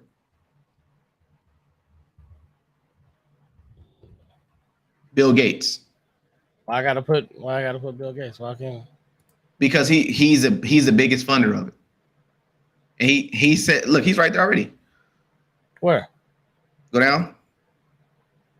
Oh, there. That's him. Too late to vaccinate 70% of the world's population. This is from CNBC. Okay. And so what were you gonna say about it? Basically, it's an agenda to depopulate people by vaccines. And from what you showed me as far as Agenda 2030, I've heard some of that, but that's not fully what it is. So it looks like the thing that you showed me is fully based on vaccinations. So I don't know I don't know what it says on there, but that's a part of it, but that's not fully what they're saying. Okay. All right, let's get back to this. Let's get focused. All right. C. The defendant and co-conspirators attempted to use the power and authority of the Justice Department to conduct sham election crime investigations and to send a letter to the targeted states that falsely claimed that the Justice Department had identified significant concerns that may have impacted the election outcome, that sought to advance the defendant's fraudulent elector plan by using the Justice Department's authority to falsely present the fraudulent electors as a valid alternative to the legitimate electors, and that urged on behalf of the Justice Department the targeted states legislators to convene to create the opportunity to choose the fraudulent electors over the legitimate electors. Okay, so we didn't completely get into this because, like most conversations with the Trump folk, there's always a swing into other information. So let's stay focused just for a second to say what this is alleging and why I think they keep saying that he knowingly spread false information is because what they're basically saying is the slates that they use, they created false ones. They created fraudulent slates that are used in the ceremony, saying that these would be backups just in case he actually won. So basically, we both go in. They voting for South Central and Kashmir. They're counting all the votes, and at the end they're gonna have to write an actual ballot. I'm just gonna write my name here. Just take that, so that if I do win, you can use this. But if I don't, you don't got to use it. But come to find out, they try to get them to use it anyway, even when they found out Kashmir won. So specific to that, not other things that they've done, not the history of what got us to this point, just specific to that. How does that sound to you? Sounds like another fraudulent situation. Fraud. Everything was fraud. Everything fake. Knowingly fraud. Everything. I mean, to me, is repetitive to me. So, nothing really new. Well, but it is. None of us have talked about. We've talked about Trump saying, and Trump and his people saying, or even Trumpers saying that that it was rigged, that it was stolen, that we want an audit, that these things. We've never ever brought up any action that Trump actually took that was fraudulent. We just have heard him pointing the finger at other people saying Dominion and this and that other people were fraudulent. So now this is your guy that they're saying, no, he actually did fraudulent things. Remember, we talked about it before. Earlier in the indictment, they said it was fine that he said it was false. It was fine that he said it was stolen. It was fine that he challenged it. It was fine even if in his heart he knew it was actually not fraudulent, but he went out and said it. Even that's fine. That's all legal. But now they're talking about something else. They're talking about an action. So you're saying basically that just don't mean nothing to you yet? No, it didn't. It doesn't mean anything to me because they got to prove it to me. So okay. I mean, at this point, they're gonna keep saying, they can keep telling me how fraudulent everything is and how Trump knew everything was false. You have to prove that to me because I'm waiting. Okay, I'm not against that. Real quick to the chat, Mama Wolf is on it. She says, we can all agree that the government has done some shady stuff that will be uncovered. No, sorry, that will be covered up for hundreds of years to come. I agree with that. But that's bipartisan. I agree with that. They've both done it. Big facts. Hold on, I'm gonna read the rest of them and I'll let you respond. I'd be willing to bet the house that both sides have had people killed. That's how big power keeps big power. But you're crazy if you're saying it's just the Democrats. And the last one was, every president probably has bodies in the closet, including Trump. Wow. Your response? All right. So when it comes to both sides have had people killed, I'm being very specific when I tell you that these people were tied to the Clintons. So I'm being very specific. I'm not putting it out in the air. Oh, they both probably did it. I'm telling you that you need to look into Hillary Clinton and her people that was killed. So I'm being very specific when I say that. And for it to be bipartisan, I'm sure they both had part in it, because when you listen to the World Economic Forum, it's just not Democrats that's for it. It's mostly Democrats. But the only people that's speaking out against world government and globalism and world starvation is Republicans. And it's not all Republicans. I can name specific people because that's how minute the people are that's speaking out against it. But all Democrats are partisan in this. Nobody in the Democratic Party is speaking out against what they're trying to do. But Robert F. Kennedy, and the Democrats are against him. So I don't even think that at this point he's a Democrat. He's just a liberal, an old school liberal. And for President Trump to have bodies in his closet, you have to be very specific. I don't like saying it could happen. Anything could happen. I don't know. But when I told you about Hillary Clinton, I'm not saying all Democrats. I literally told you who these people was involved in. I'm being very specific. I'm not saying Democrats are all bad. I'm naming them. I'm naming who bad. That's all I'm saying. I'm naming them. I'm just putting a name to the face, man. All right. We'll take that. Appreciate you, Mama Wolf, in the chat. Appreciate you. All right. So where are we at? Oh, here, D. Right? Yeah, D. The defendant and co-conspirators attempted to enlist the vice president to use his ceremonial role at the January 6th certification proceeding to fraudulently alter the election results. First, using knowingly false claims of election fraud. The defendant and co-conspirators attempted to convince the vice president to use the defendant's fraudulent electors, reject legitimate electoral votes, or send legitimate electoral votes to state legislatures for review rather than counting them. When that failed, on the morning of January 6th, the defendant and co-conspirators repeated knowingly false claims of election fraud to gather supporters, falsely told them that the vice president had the authority to and might alter the election results. That's big. And directed them to the Capitol to obstruct the certification proceeding and exert pressure on the vice president to take the fraudulent actions he had previously refused. So let's dig into that for a second, because remember, this is a legal document.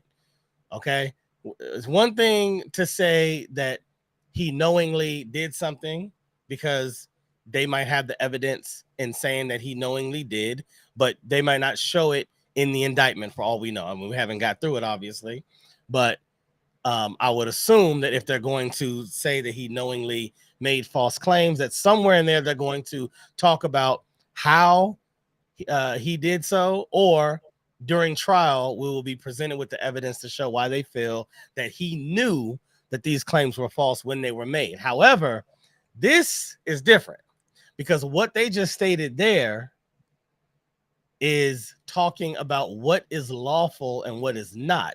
This is not, you do not need evidence. Okay. They say when that failed,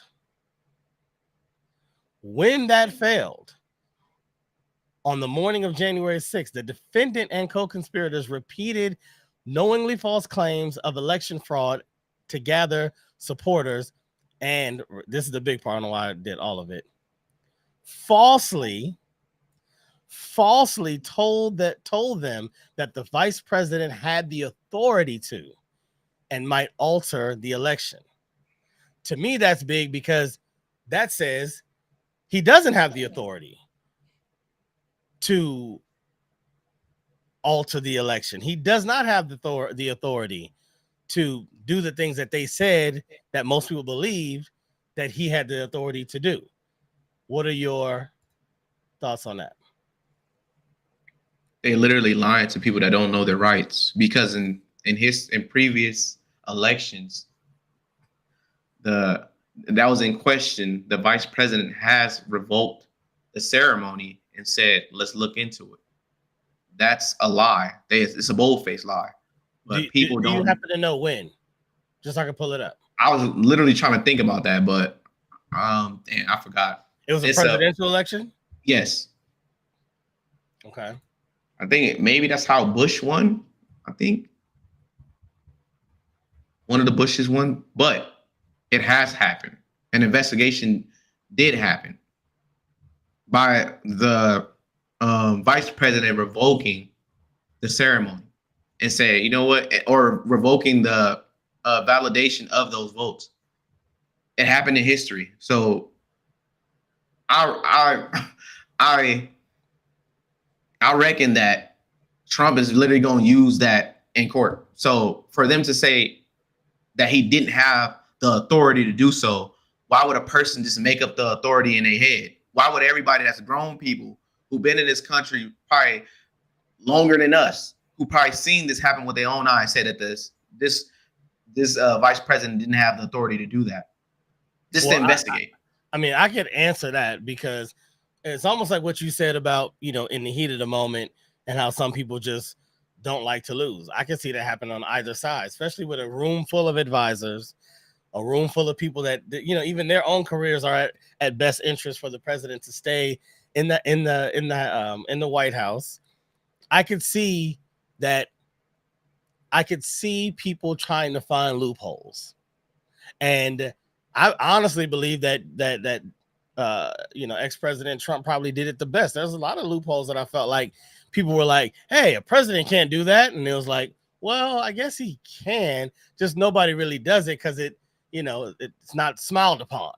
Hey, he has to do this. Well, I guess it's not that he has to. I mean, everybody has, but I guess if he doesn't want to let the other person talk, or if he doesn't want to show up to this, or if he doesn't want to meet with his CIA during briefings, if he doesn't, I guess he doesn't have to. Like, so there's a lot of things that he did, and I'm not faulting him for it. He does things his way, but that he proved weren't by the book as far as like the normalcy in the White House, but they also weren't against the book in any way. So I could see somebody saying, well, it's his job to certify it. He could just not certify it. I can see that, even if it's not necessarily, and I'm saying that to say, we all know that some roles in government and some things that they do are all like just for show. It's like, that's just part of what they do. Let's now see. It's like court. In court, when they what they call it, poll the jury. So everybody, the jury's already went and they've deliberated for the past 5 days, day in and day out, deliberating, trying to figure out this. They done come back, ask questions, ask for clarification, to review evidence. Then they finally say, okay, here's our verdict, guilty. And then they say to the council, do you want us to poll the jury? Yes. Okay. Jury number 1, is this your fair and true verdict? Or I forgot how they say it. Yes. Is this yours? Yes. Is it? It's like, why are you doing that? It's for show. It's for show so that later on, however they want to try to go to the Court of Appeals, appellate court, they have a strategy, but it's unnecessary to anybody else. But somebody feels like, we'll just do it. So I'm saying all that to say, I know that's kind of a random example, but I'm saying that to say some stuff is kind of just flowery in politics. And I wonder if that's what they're saying is like, no.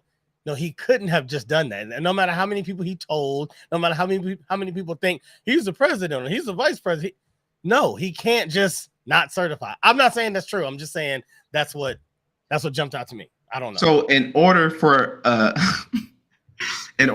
president to be elected, what's the point of having his stamp on it if he doesn't have the right to not stamp it? You don't need him there. There's a reason for, all right, the Senate agreed in this state, the governor of the Senate in this state agreed that these electors were fair and free, whatever, fair and free election. Oh. Now, if the last stamp is the vice president, if his power does not matter, why do they need him in order to certify the election? I'm not saying that his power doesn't matter, but I'm saying exactly what you just said. If everybody else has stamped, maybe his is more ceremonial. That's my point. And I'm saying it doesn't matter. I'm not saying it doesn't matter. I'm saying if what you just said, make sure I heard you right. You're saying that everybody else has stamped this. Everybody else, all the other states are saying yes, right? No, it was a few that's why they named a few other states that said, nah, I don't agree, because at the time there was some states that pulled back, said, "No, I want my electors to be investigated." Okay, and so I don't know how many that is. If you do, let me know. And I also don't know how many it has to be. I don't know if it has to be, unanimous. It has to be majority. It has to be a few. It has to be a few. It was only like 3 people, but it had to be more in order to stop it. But they were. So it wasn't enough to stop it. No. Okay. So he has, by the time it gets to his stamp, there is enough to certify it. So the only choice that they're saying he can make, which I'm saying I don't know, and I'm saying this kind of feels like they're saying that he couldn't, is can he then say, well, we don't have enough to go against it, but I'm just going to choose so anyway? Or again, is his stamp more ceremonial to make it official? Like it's not a vote. It's more like that clears it. Vice president has stamped it. President of the Senate has stamped it. No, because those other states that said no, I want this to be I want it to be investigated. They had the right to do that. They said no, I'm not going to do it. But they did say, okay, fine, I'll accept it. When January, you gotta. That's why I wanted you to get into it. That shit was staged because the dude didn't even disagree yet. Pence did not disagree. Before he stamped, people all of a sudden was rushing in. He didn't say no. He didn't even answer. People rushed in. He didn't give an inkling from what, like you said, from me being a conservative. I watched the whole thing. I didn't even understand why, because he didn't say nothing yet. Why'd you storm it? And he didn't say nothing. They said that Pence already automatically said no. He didn't say nothing. He didn't even get a chance to say no. They already stormed it. And from, like I said, me being conservative, I thought he was going to stop and investigate. That's what I was told. So why us getting all the same messages? Why did they storm it? Why? That don't even make no sense. But once they stormed it, everything stopped. Everything stopped. Those 3 electors, those 3 senates pulled back and said, you know what? Yeah, I'll certify it. Mm-hmm. What? Now so everybody get there. Why aren't you after them? Why you mad at? Why aren't you after them? Them should be people you on their head about. Like, why? Because understand understand the height of the situation. Once that happened, the attention was pushed on people storm the Capitol. People storm the Capitol. Oh my God! Oh, of course. No, that's not. Jay, listen, please. That's not the point. You got people arguing about that. That's a new hype. That's why they use media. Hype it up. Listen, this is how the media hyped it. I almost died that day. Everybody had a script. I almost died that day. They didn't even come in your people are this. They didn't have guns. Nobody fought you. They didn't even see you. I almost died that day. It's worse than 9/11. It's all a game. I couldn't wait till we get to the. Maybe I'm going above. I'm going before it. But dude, there was FBI agents in the crowd. There were FBI agents inciting the crowd. Active FBI? Yes. Inciting the crowd. Yes.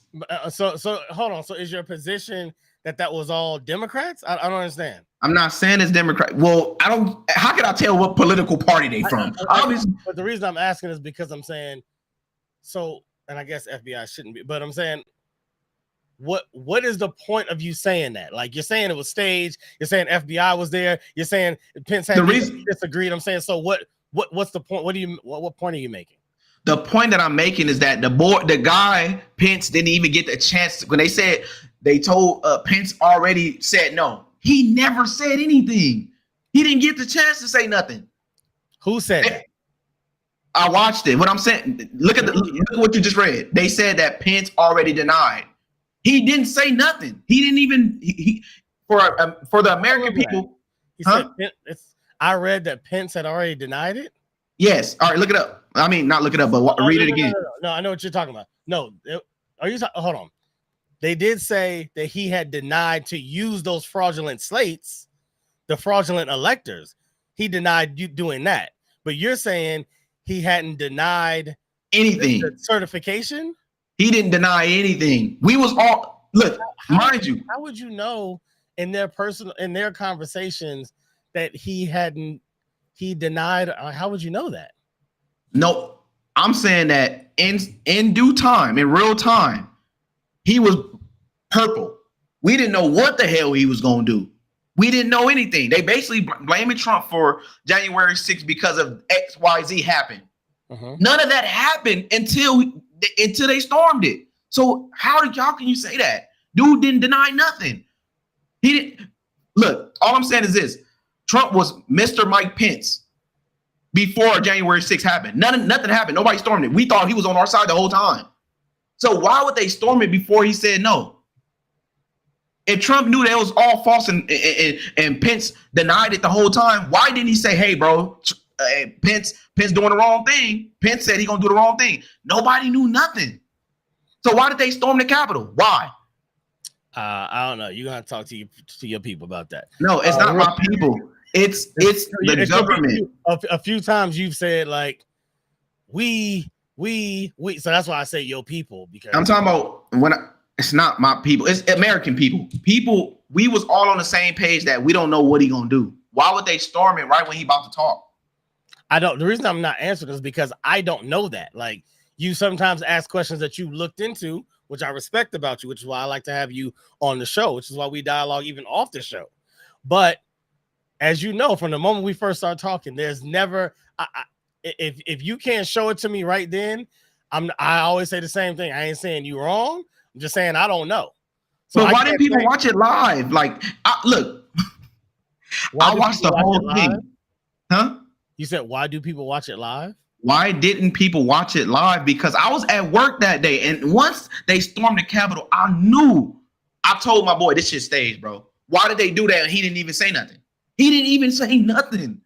He didn't say no. Why did they do that? They literally stopped everything for him to even give him a chance to talk. Well, I'm gonna say this from me looking at. I'm not talking anything about what Spence said. What Pence said or what he didn't. Okay, I'm gonna leave that to you for now.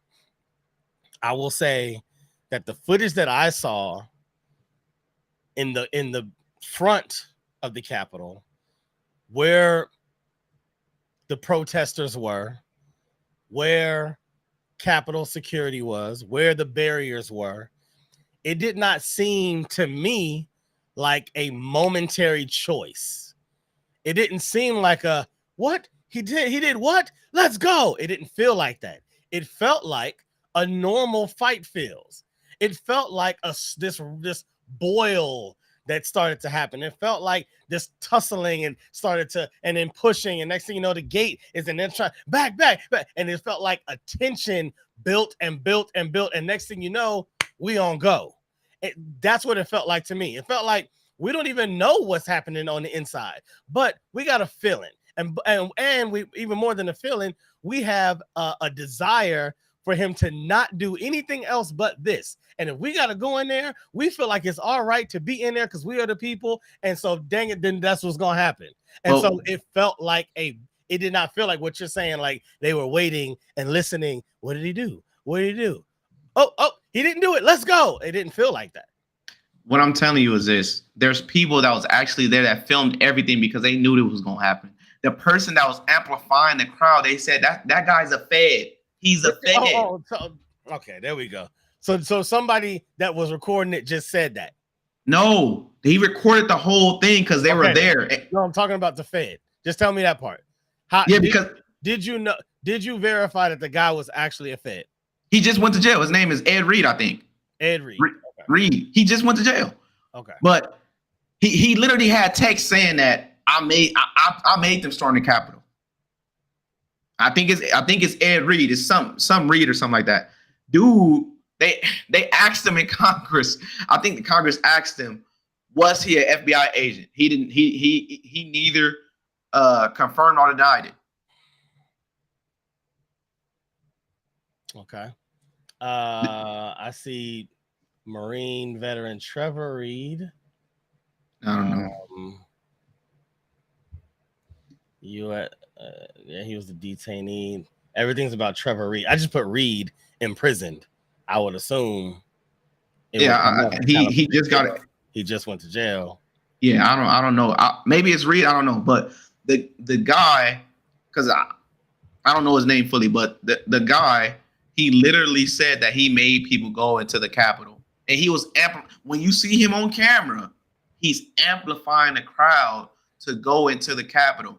But mind you, people are listening in because they had no without Pence saying no. What was the reason? Because everybody's saying that they certified Biden's election. That's why they stormed the Capitol. That didn't even happen that day. What are they talking about? It never happened. They stormed the Capitol before he got to say anything. So what are people talking about? I watched the whole thing. What are they talking about? Because if anything, if they saying that amplified them to do it, they had no motive because they didn't get an answer. What was the motive of doing it? Just to prove that I could storm the Capitol? That's dumb. People were listening in to hear his response the whole time. It's like going to a concert waiting to see Beyonce, and before they announce Beyonce, everybody stormed it. You messed up the whole concert, and she didn't even get you here for her. That don't make no sense. That don't make sense. But that's the narrative that they painting. Okay, I'm gonna accept that for now. We'll look into it later. That they was out there just doing a little tailgating, and and things just went left. Things just went left. Patriots got guns, man. Mama Wolf. Okay, this is good. I appreciate that, Mama Wolf, for letting us know what's in the Constitution. I'm just going off what she says. We're not verifying it until we can bring it up. You know how we do here. But she says he is the tiebreaker. That's in the Constitution, which kind of speaks to what you just said, that you need a certain number for it to be for it not to be certified. But they didn't have that number because it was just a few states. She's saying essentially he's the tiebreaker, and that's in the Constitution. That is his job. She also says that that's the purpose of his stamp.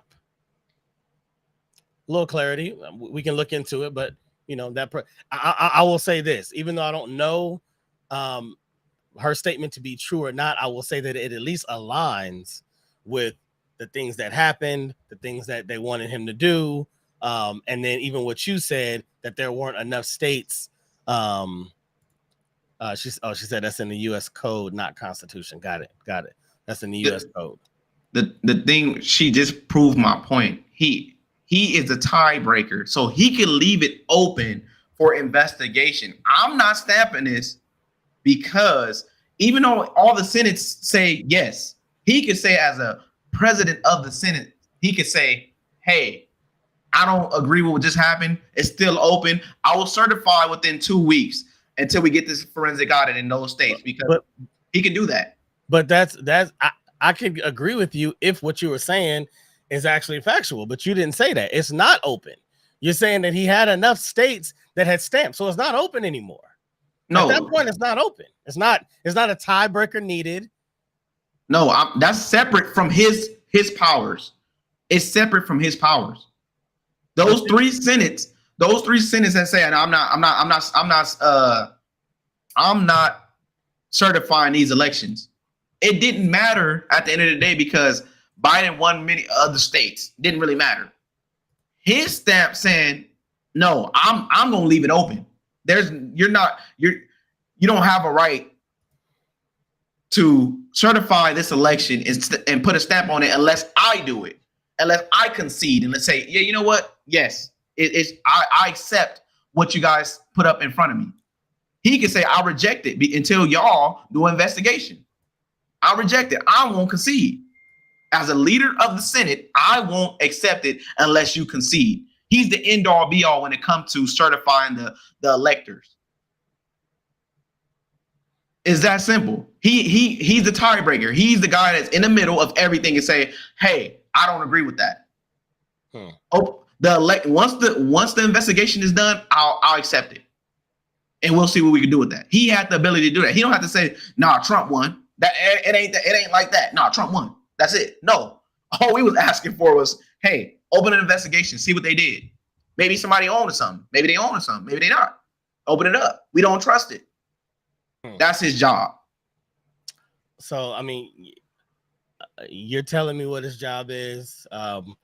Maybe it's something that we can, research. I don't know. I'll be honest. This is the one thing that I will say that has been beautiful about, I'll say somewhere between Obama and Trump is that there's always, or since then, people have gotten more into politics.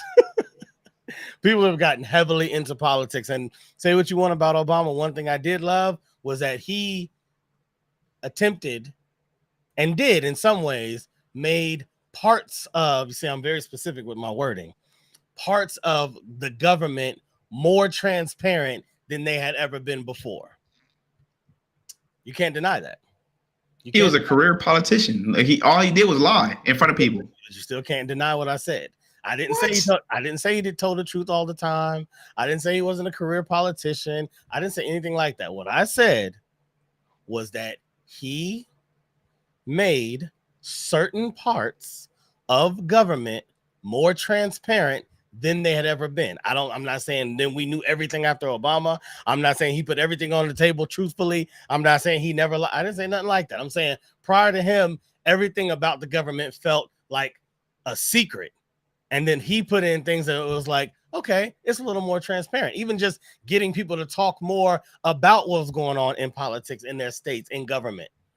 You couldn't even reach him on a podcast and talk about certain things. Trump, you could literally call him and talk to him about stuff. What are you talking about? What does that have to do with it? That ain't got nothing to do with what because he's not transparent. Just because you feel like he is. I didn't say that. You keep changing what I'm saying. I didn't say that, and I choose my words very, very seriously, sir. I did not say Obama was more transparent. I did not say I can go get him on a podcast. You said you feel like it. Nope, you felt. Nope. I said he made parts of the government more transparent than had ever been before. Now, for all I know, did he show me something that I had never seen and hide 20 other things? I don't know that. I'm not saying anything else. I'm not adding any sauce to it. I'm saying he was the first president I ever heard talk about government being transparent. And it was the first time that I actually felt like I knew more things about the government during his time. Right or wrong. But that's something that I didn't like. Like I just said, you said you felt like, I felt like it's all a lie. He lied. He lied about everything. And he was just a puppet on the string that they pushed in front of black people because black people love seeing other niggas. They love seeing other niggas. So, hey, it's the first black president. So I'll do whatever he tell me to do. I'll vote for him. I don't give a fuck what he do for me. I'm going to keep voting for him because he's black. That's how dumb black people are. That's how you minimize us to that point is what you're saying. Because y'all keep voting for people who don't give. No. Answer the question. Do you minimize black people that much to think that they are non-intelligent, that they are monolithic enough to just, oh, he's black, I'll just vote for him. He could be Flavor Flav. Proven. I'm just gonna vote for him. It's proven. I mean, you voted for Biden. It's also proven that plenty of conservatives will just vote for someone like Donald Trump, even though they're looking at him like he may not even know what he's doing, because I've heard plenty of people that support him say that exact thing. Like, I don't know if he's actually going to do anything better. I don't know if he's going to do a better job, but I just want to see something different. And he's a businessman. I want to see. That's literally what they said about Obama. Answer my question. Don't go back to Obama. I already agree with Obama. See the difference? I confronted that. I'm asking you about Trump right now. I'm not asking you about Obama. But when you said conservative, who is conservatives though? Is it black people? Is it white? What I'm saying is that black people. Okay, you. How about that? You. No, I never said. Oh, I didn't know what he was gonna do. I just voted for him because I want to see something different. I never said that. I didn't like Trump. I didn't even vote for him the first time, so I didn't like him until I researched myself and seen that people were lying on him, and nobody told the truth, because the truth would have helped them in some type of way. So they rather tell a lie to get people emotions. So, like I said with Obama, black people are that goddamn stupid, because look who voted for Biden. Even though, listen, I gotta watch your mouth with the names. Listen, watch your mouth. I'm a black people. No, watching. Yeah, I'm a black people too. But okay, then, let me finish. Without context, it doesn't make sense.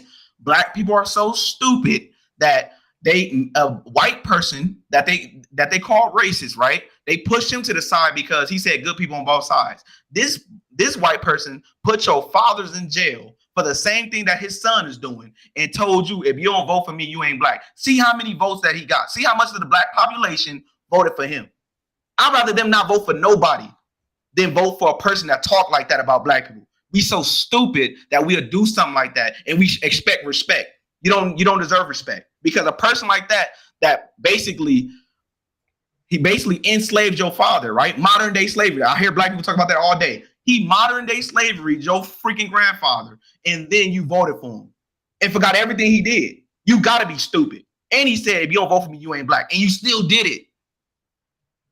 That's my beef with the black people. Don't ever talk to me about no politics when you're doing shit like that. Don't ever talk to me about nothing, because you don't know nothing. You don't care to know. All my grandmother said was, oh, he was close to Obama. What that mean? He still locked my father up? Oh, well, stop talking to me. You're done. You're done. You're not intellectual. You don't think. You're doing it by emotion. You're doing it by emotion.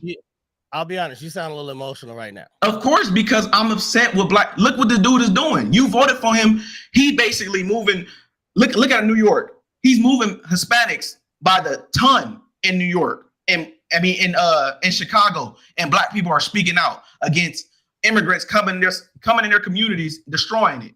But y'all voted for that. We told you it was gonna happen, but we was racist. Black people saying, there you go with the we. So it is.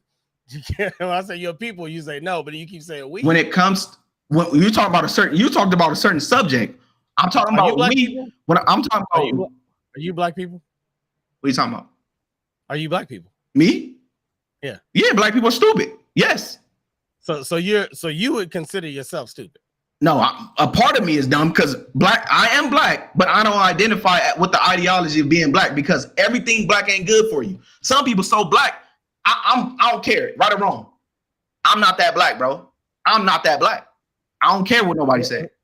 What? But what does that mean, though? What does that mean? Right or wrong? Right or wrong. That mean no matter if he right or wrong, he black. I'm rocking with him. Whatever he do, I'm doing it. Because they pro-black. I'm everything black. Everything. I don't care what nobody said. And that's how the politicians get you every time, because you so attached to the black ideology, you will vote for anything black, even if it's not in your best interest. That's how dumb you are. I'm saying that I'm too mentally strong for anybody to tell me that I didn't see what I just seen. You're never going to do that to me. Never. You done it before. It never going to happen to me again. Because guess what? Have you ever heard the statement, believe half of what you see, or none of what you hear, and half of what you see? No, I heard it before, but I don't care about it, because people, it's like you knocked down. How I want to ask you how old you are. You knocked down a lot of wisdom, and I enjoy your passion. But I will say one thing: the fact that as soon as I start talking, you already shook your head. It shows a lack of wisdom, because I know you are biblically raised, and even still biblically you respect that. And even in Proverbs, that it talks about a fool's mind. It talks about the difference of a wise man and a fool. And what I'm saying is you're elevating yourself and your own awareness and consciousness to a certain place that makes you feel like it's wisdom. But even the Bible talks about the wise man knows he's a fool, which means you always stay subservient to your own humanity to say, maybe I'm wrong. Maybe there's something else. But because you can't even grasp the idea that as much as I know, there's more to know. As much as I know, there's still more world. As much as I know, I've only lived this amount of years. As much as I know, these people have tons of power and money, and they still can hold, they can show me so much that I could be like, I got it all. And they can hold 90%. This could be the iceberg effect. But you can't even grasp that potential because the knowledge that you have is powerful. And I'll give you that. Maybe most of it's true. Matter of fact, I'll even give you all of it's true. I'll just say that just for the sake of this, what I'm about to say. 100% of the things that you know right now are 100% true. And still, you should be wise enough to say, I don't know anything, because that's when true wisdom begins. But that's a fact. When you say that you don't know anything, when you do your own research, is basically saying you don't know anything and you come up with your own conclusion. I'm always open to doing my own research because I know that someone could be lying to me. I don't know everything. I never said I knew everything, but I know what I know, and I could stand on that. And I could tell you that these people are paid and bought for it. This is the reason. Follow the money. I'm not claiming I'm the best freaking researcher in the world, but the phone is here. Everything you want to know, you can put a lie and the truth on both ends. The truth will show itself to you. How hard is that? People don't even care. Some of these people who voted for Joe Biden don't even know the lies that he told. Don't even know how racist he was, how racist he is in his heart. Because nobody talk like that don't feel the way that these old people that they try to get away from feel. Y'all keep saying that the Republican Party, not y'all as far as you, but black people say that the Republican Party is racist, but they don't understand that the people that they voting for is the real racist ones, because they want you to think about slavery over and over and over. They want you to feel that hurt that been relinquished, because the freedom that we have today, the people that were slaves I promise you, our ancestors would appreciate the stuff that we have today. But we still fucking complaining and still trying to find a way to complain, like as if our ancestors' plight is what's keeping us back. If our ancestors came back to life today, I promise you, they will have shame on us on how we treat each other. Shame on us for voting for the same people that had a part in their demise. But we don't see it that way. We just don't see it that way. So what you're saying is we should be good. We should be complacent. I'm not saying what we have right now is a lot more than our ancestors have. What we have right now are plenty of things that our ancestors fought for. Yes. And we still fighting for more. For what? Right. Shut up. Just shut up and accept what you have. Even though you have less than others, just accept it. This is way better than what it used to be. How do you have less than others if I could buy a house right next to a white person? That was never because in history. You can buy one house, huh? Because you can buy one house next to a white person. Hear what you're saying. You can buy several. Hear me out. Okay. Even if you could buy several, I won't go into this because we do need to get back to this, but I'll say this. Real wealth is not in a house. Real wealth is in land. Okay. And so when land was given out in this country, we were not allowed to have it. Now we are. There's a reason. Nope. That we can't take. God ain't making no new land. So we can.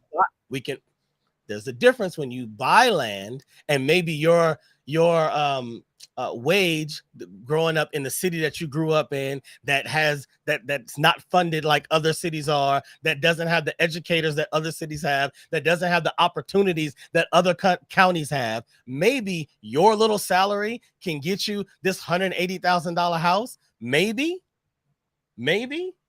However, that little half maybe 2,000 acres that you own, probably not even that. Your little 1,200 acres is nothing to the thousands and thousands of acres that were given away. Why are we worried about the past? If I focus on everybody, that's the point. That's the point. Listen, we are spoiled children. Listen. No, you wilding on this. You gotta be fair. On this, you wrong. All right, let me talk. No, I'm being fair. I'll let you talk. I did. I'll let you talk and give all this speech about how black people should this and black people need to that. You have said nothing about any other group of people who also complain, who also sit around on government assistance. I'm not worried about government assistance. That's not my argument. I didn't say you were. What I'm talking about is the magnifying glass that you have on black people and them continuing to fight. Ancestors would not be upset. They would be proud. You know why? Because we continue. Yes. Most of our people are killing each other. What are you talking about? We continue to kill each other. To fight. What? You're so off, man. How am I off? You're broken because you're thinking about the wrong things. You keep. I have to because it's people that's like me. You're choosing to. It's people like me that are stuck in the hood that can't get out. What are you talking about? I'm not talking about just people stuck in the hood. We're talking about black people overall. That's the majority of the people. That's the majority of black people. You bugging. You let them trick you, man. The majority of black people do not live in poverty. Where they live? The majority of black people do not live in poverty. Where they live? They live in the middle class like most people. Most poverty is white people in America. Are you tripping? There's way more white people in America than anybody else. Are you tripping? I'm not talking about white people in America. I'm literally telling you that most of our kind are killing each other. Most of the violence, most of the shootings is happening from us. We're killing each other. What does this have to do with what we were talking about? You're changing. No, this. We were talking about ancestors being upset because we are still fighting for what? No, and now you're talking about that's not the point. Moving the goalpost. It's a multivariate issue. You can't just say I can't. Talk about one variant. Don't jump around. Talk about one variant. You have to, in order for people to understand, you have to give context. I can't just say one thing and they're like, oh, I get it. A lot of people are like, what about this? There's no context in saying, oh, we can have a house next to a white person. We're killing ourselves. That's not context. No, look how you think. I'm literally talk about economics. Then, if you want to talk about us buying a house, talk about social issues. We want to talk about the fight that our ancestors have. But why are you talking about violence? That's a whole other issue. To break it down to you, since you're thinking that it's this one thing. What I'm saying is this: our ancestors will be ashamed of us of how we treat each other because that was not a thing. Now, when it comes to complaining about everything today, I'm saying that you could do things that they never thought they could. That's why I brought up we could live by white people. What I'm saying is that I am appreciative what my ancestors have went through to make me have the freedoms that I have today. It's that simple. It's not that hard to understand. Some people will say, oh, I don't got enough. You got more than what the fuck they would never even think about the life that we fucking have today. You appreciate your ancestors more about the sacrifices that they gave us and push with what they gave us, because your child ain't gonna have everything that everybody else got, but you may have given them a boost that you ain't never had. So they're gonna complain about what pops ain't never had. No, nigga, I gave you more than what I had. Why you tripping? Take what I gave you and do well with it. Let me break it down in a way that maybe you can understand, because I don't normally tell you wrong, but you wrong. You're wrong. You're taking a small sample size of a large group, and you're creating a whole identity of the entire people, and that, my guy, is wrong. So, what do you think that Nipsey meant when he said the marathon continues? He meant take what you got and run with it. It don't stop. It don't stop. So trust me, in the run, it's not saying I'm going to keep looking backwards in the marathon and going, you know what? I'm way further than I was. I'm way further than where that guy that gave me the baton was.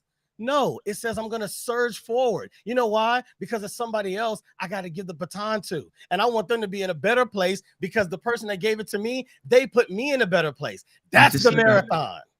That's what you're missing. I just said that. No. But you're also saying, you said, take what you got. And you keep saying, and make it better. And make it better. Like I said, no. I'm just saying that I'm sitting in my ancestors. I'm sitting in what they gave me. They didn't die for nothing, because I'm not bringing up their plight. I'm bringing up, thank you, ancestors. You went through so much for me just to have a voice, for me to be known as a human. Thank you, ancestors. I appreciate you. You didn't die for nothing. You didn't die for nothing. And guess what? Whatever you gave me, I appreciate it. I'm not going to keep complaining. I'm going to make it better. I'm going to make it better. I'm going to make my family stronger. I'm gonna do what I need to do as an individual, because not every black person on the same page. Some black people stuck on the past. They can't see it through. And saying that those people don't matter is foolish, because those people are. Say that you're talking about stuff that hasn't happened. I'm telling you that niggas is out there game banging, killing each other. They are lost. I'm telling you that matters, because that's where I come from. It's so hard to say. It does matter. It just wasn't our conversation. I didn't say it doesn't matter. I'm correct. I did not say that they do not matter. You the one said black people are stupid. That's your words. They are your words. And somehow you honestly feel like I'm sitting in my ancestors' truth, saying thank you, also calling their descendants stupid. Yes. And somehow you made that make sense to yourself. Because grandpa would call you stupid for game banging. You a descendant. That the people are stupid, instead of saying, you know what?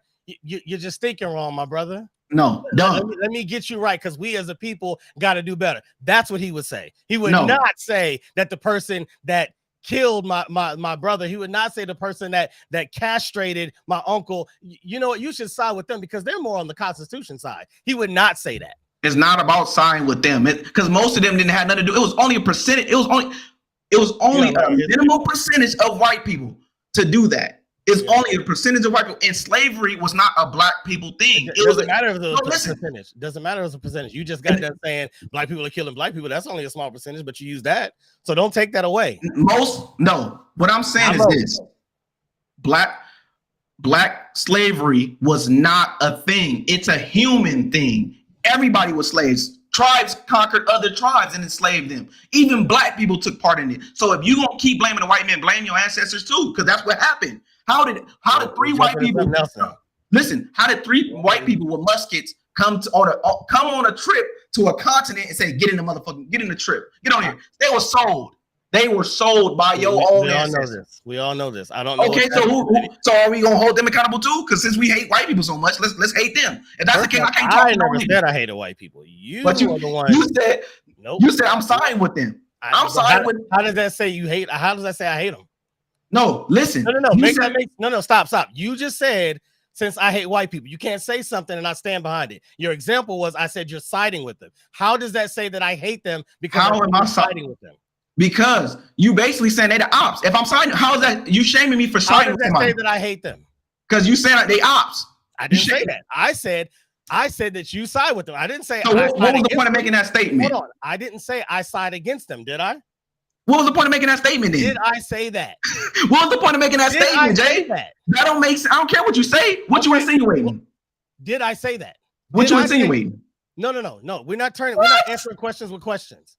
We're not answering questions with questions. I asked you a question. You said that I hate white people. You said it. Yeah, because you insinuated that. Hold on. No. You didn't say I insinuated. You said I said it. You said I hate white people.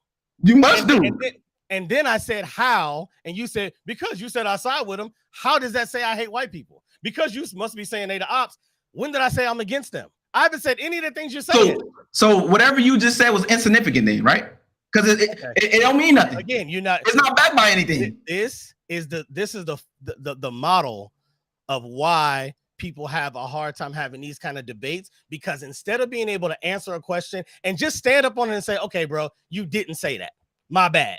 You didn't say you hate white people. Okay, so let me finish now. Let me finish. Because you couldn't just say that, because you know I didn't say that, because you couldn't stand on that and say, all right, well, it felt like you were saying that because you said this, this, and this, but I guess you didn't actually say that. Instead, you rather drag me through another example and another example, and now you're saying, well, what you said basically has no meaning. You rather destroy me on my side just because you don't want to admit, okay, what I said might not have been exactly right. And that's the issue. The point is this. People say blanket things, so I don't care about people. I'm talking about you right now. You say blanket to me. Okay, you say blanket things just for it can be an open door. You said I had white. I'm staying on that. I don't want to be on nothing else. I'm staying on that. You said I had white people. That's not a generic thing. You said, well, you signed with them. Who is them? Why does that matter? If you saying that, no, listen. If you said that don't mean anything and it's open, why'd you say that? What's the purpose of you saying that then? If it don't mean nothing, because it's not black, it's not meant by anything. It's not, so it's open for interpretation. When you say shit like that, you left it open for interpretation. So I'm gonna interpret it the way I want to. Okay. What that mean? So now I'm gonna give you. See, I'm actually gonna answer your question. Let me show you the difference. Let me show you the difference. Let me try to humble you a little. Now you want to answer? Let me try to humble you a little bit. So yeah, now I'm gonna answer because I realize you don't know how to. So I have to now teach you a framework, young man.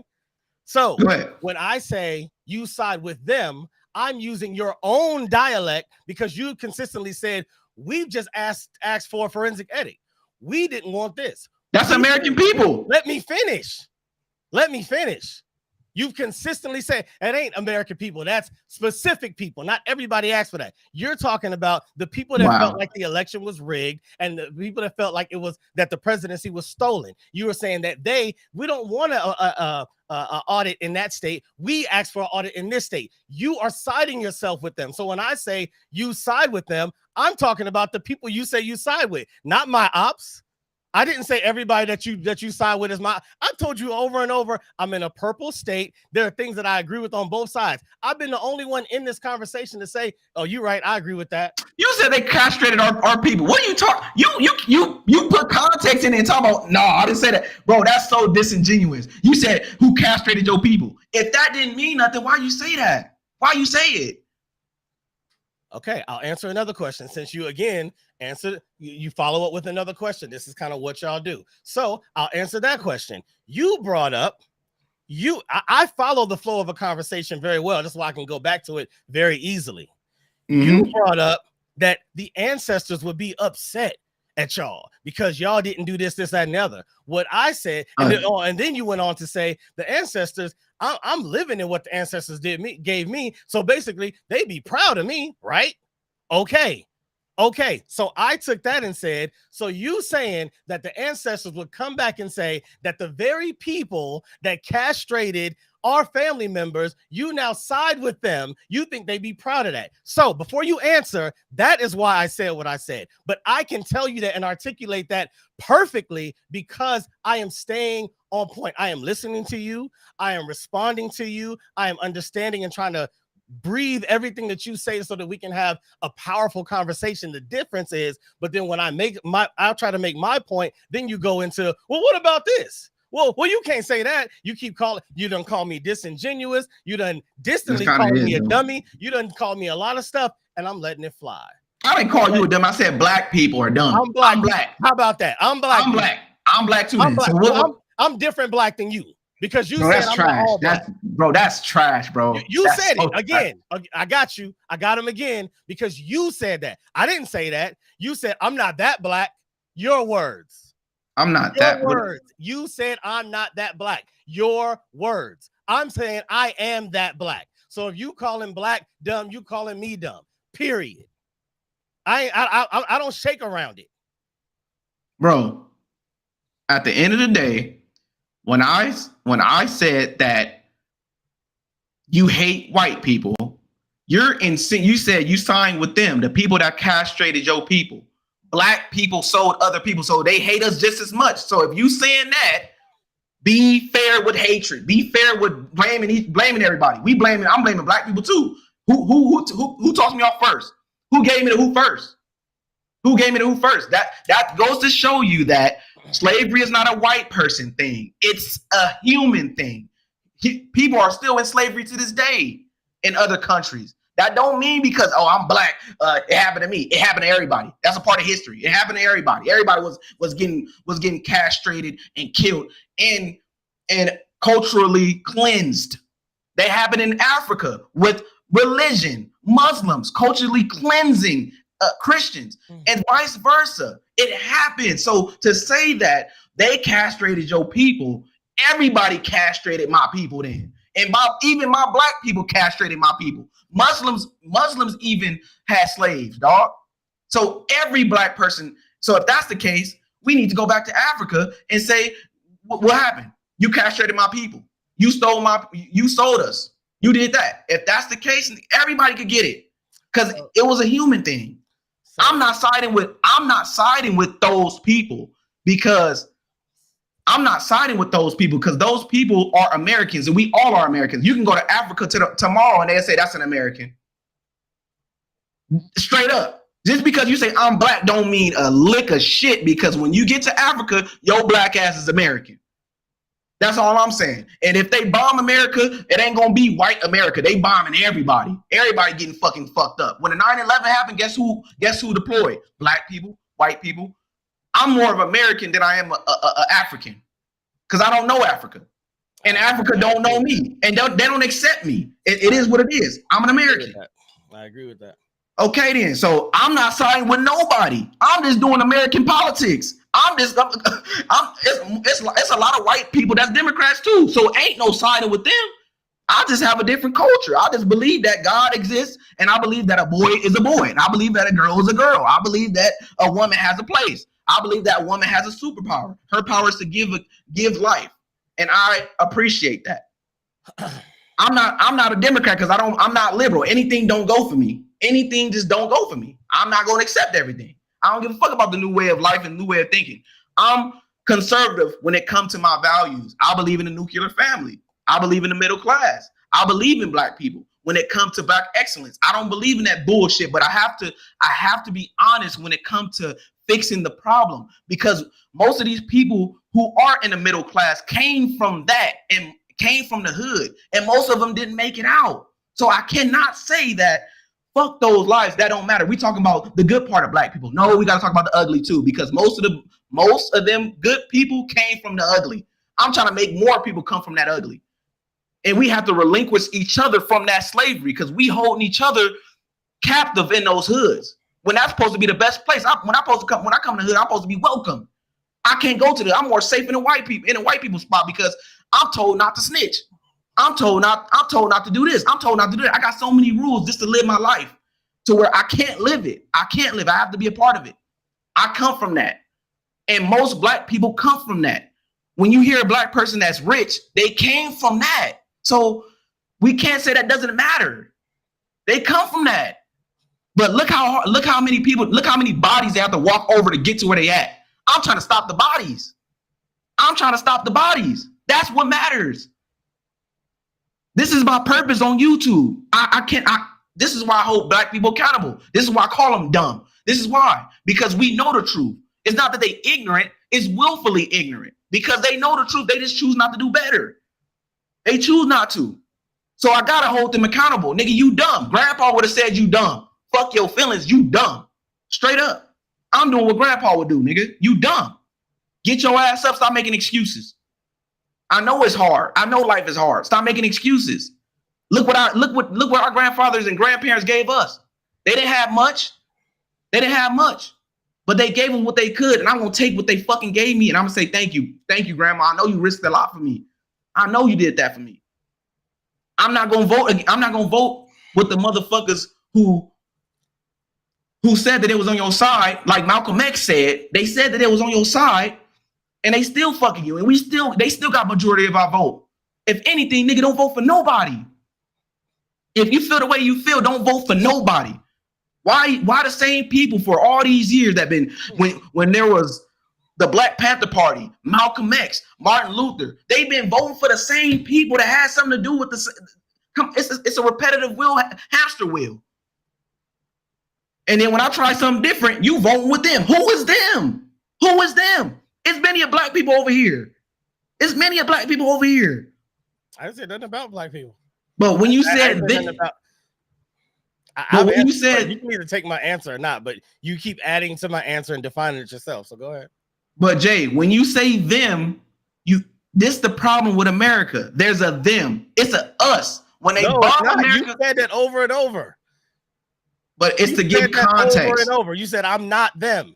I'm not one of those because I don't this. I'm not that because I this. I think they this. So don't now all of a sudden go, it's none of them. When I say you on the side with them, now all of a sudden it's America. Come on, man. When I say Democrats, I'm not talking about people who vote for the Democrats, because really they don't know what the fuck they voting for.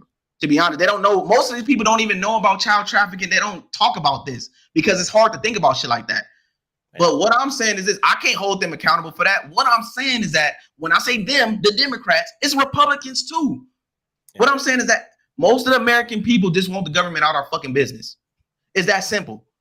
That's all we want. America, all America wants is the government out of our fucking business. And I'm trying to get the black people off of the government's nipple because it's been fucking us for so long, bro. Okay. So that was a great speech that, again, had no singular focus, but you've made a lot of points that you believe wholeheartedly. And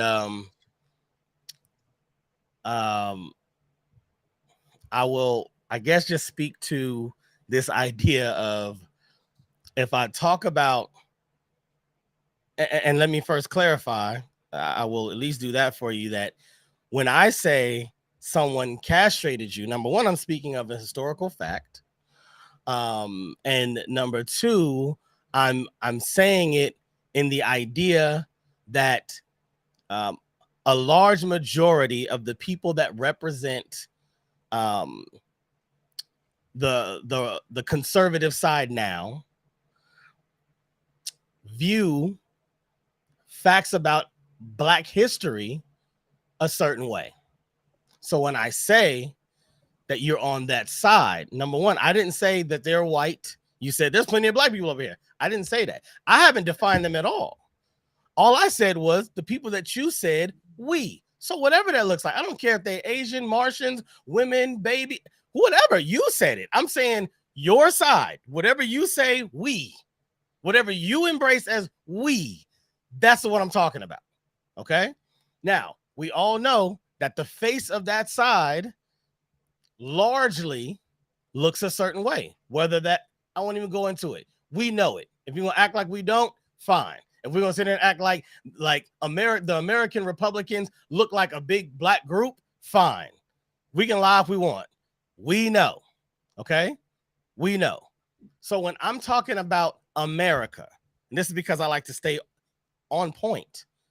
When I'm talking about America, when I'm talking about politics, when I'm talking about a democracy here, when I'm talking about the Constitution, when I'm talking about the economic progress of any people, when I'm talking about social issues of any people, yeah, you're right. I'm not talking about the Africans that sold us. You're right. I don't know what to do with that. I don't know how that plays a part in my current day-to-day politics. I don't know. I'm also not talking about all the Asian people that died building the railroads and how they barely paid them. I'm not talking about that. I'm not talking about the white people that came from Europe and had their wars and why they made it. I'm not talking about the American Indians who got it the worst and got their land taken from. You're right. You're right. I'm not talking about all of these things. You know why? Because I understand that you cannot have a productive conversation trying to talk about everything at once. You just cannot. There's a reason that when you go to the Bible, you pick out a scripture, you pick out a book, and you focus on it. You don't just jump around flipping pages, read that, read this, half of this, two of those. You don't do that because there's so much information. All of it needs to be talked about. All of it needs to be learned. All of it is relevant. But yeah, if you're trying to talk about God's promise to people and someone's like, but let's talk about Revelations, and you're like, yeah, but I don't want to talk about that. You then said, well, you can't say that, you can't do that you can't make it sound like Revelations is irrelevant. No, I'm not saying that the Black people in the hood are irrelevant. I'm not saying that. I would never say that. What I'm saying is, in the context of the conversation, to move the conversation to a productive, successful place, bringing up other things just to bring them up, just to add to the murky water. Yes, we get it. America has murky water. Yeah. If we're going to talk about atrocities against Black people from white people, then yeah, let's talk about white people against American Indians. Let's talk about Black people against other Black people. Let's talk about police against Black people. Let's talk about, if we're going to just keep throwing out stuff, but we're specifically talking about an election. The basis of this is a conversation about an election. Why am I talking about Africans that sold me right now? That makes no sense. That makes no sense. If you want to bring up ancestors from here and what they would feel that they died for a right to vote, and you're saying, and somehow you take that and then say, if you're gonna vote for basically the wrong person in your eyes, don't vote at all. Okay, fine. That makes sense to you. That makes sense to you. That don't make sense to everybody else. Everybody else looks at it like, no, I'm going to honor my one vote and I'm going to make a decision based on the best knowledge that I have. Yeah, I might not know everything. Later on, I might be proven wrong. Possibly. But again, you are only an accumulation of what you've learned up to this moment. And so with that, I'm going to do my best. That is America. I'm going to do my best. So I don't believe that putting down anybody helps. I do not believe you're helping. I do not believe that you calling anybody dumb is making them go, dang, maybe he's right. Maybe I should. Even if they don't understand, that's not helping them understand. Even the Bible, I hate going back to the Bible, but I know that you believe in it. So at least I want to be in some space where we agree. Even the Bible talks about meeting people where they are. How is that meeting somebody where they are? By putting them down, by minimizing, by belittling them. How? How by saying, I'm not that black? How, bro? I don't understand it. You do. I'm not taking away your perspective. You do and think what you want to think. I'm just now responding to your presentation of what you feel like Black people are or are not, what's going to make them better, what they're doing wrong, what they need to do, what they should stop doing. And I'm saying it's painfully offensive. If I could put it simply, it's painfully offensive. You may not believe it. You may think I'm wrong. I'm fine with that. But I guarantee many of people do not disagree with what I'm saying. Well, it's your fault. It's on you to check your emotions. When somebody's talking to you, don't matter how they say it. It's about the impact that what they're saying. What I said was true. I don't care if it hurt nobody because it's not my job to help your emotions. My job is to tell the truth and speak the truth to power. If we hold on. Before you keep going, to say that Black people are dumb and to somehow call it truth is wildly incorrect for anybody to do about any group of people. That would be like me picking any group. I don't care what group it is. I don't care if it's Christians, Muslims, Blacks, the homosexuals, left-handed people, don't matter. If I pick any group of people and say they are, and it's anything that's not literally factual, like they are left-handed, they are left side dominant. If it's not that, that's wildly incorrect, and this is not about emotions. This is about us speaking in truth. Don't talk about speaking in truth if you're going to follow it with your own personal opinions. Because for it to be truth, it has to be across the board. All Black people got to be dumb, period. And you just said there's Black people on both sides. So now every Black person, no matter who they voted for, is dumb. So now it's not even a political thing where you started with why y'all keep voting for the same person. Now it's just y'all just dumb all across the board. Even if you voted for Trump, you just dumb because you're a Black person. That is not truth, and I hope you can agree with that. When people watch this debate, I think they'll be able to decipher who I'm aiming at when I say that. And when I say that Black people are dumb, any person that votes for a person that had so much detriment, that added to the detriment of Black society, Black communities, and hear him say that if you don't vote for me, you ain't Black, and still do it, you gotta be freaking dumb. And I'm not gonna sugarcoat it. That's how the world look at you. Everybody can say, "Oh, I'm not dumb. I voted for that." No, you're dumb. I'm sorry. That's how everybody else look at you. That's who you are. Again, you're not talking facts. I don't look at majority. You can't say everybody looks at. I don't. So you can't say everybody. And I didn't vote for Biden. So you can't say everybody. Don't say that. majority of Black people voted for a person that added to the detriment of Black communities. If that ain't dumb, what is it? I'm gonna choose not to respond because I've said my piece. Like you said, people that are watching it, they can make their own, determination of who and what you were talking about, who and what I was talking about. And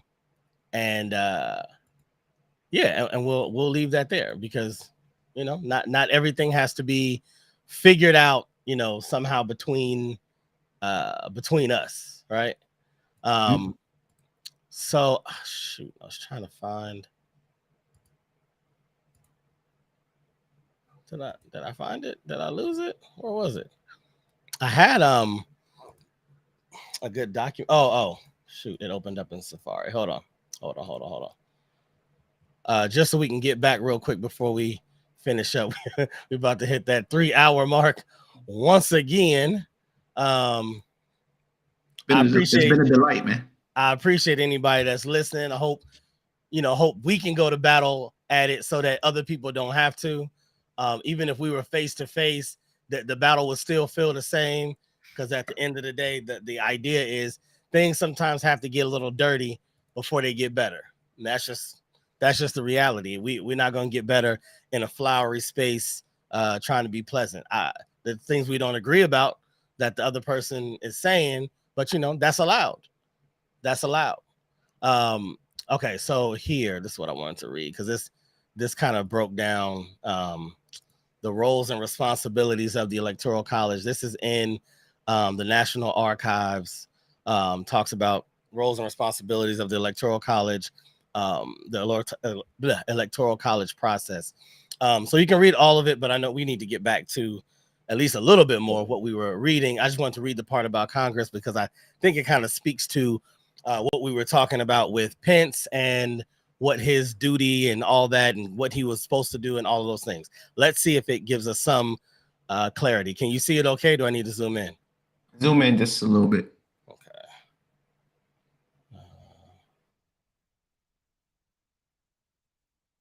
That better? Yes, sir. All right. Make sure I got this. Let me just do that. All right. Okay. Congress. House and Senate staff meet with OFR. Hold on. What's OFR?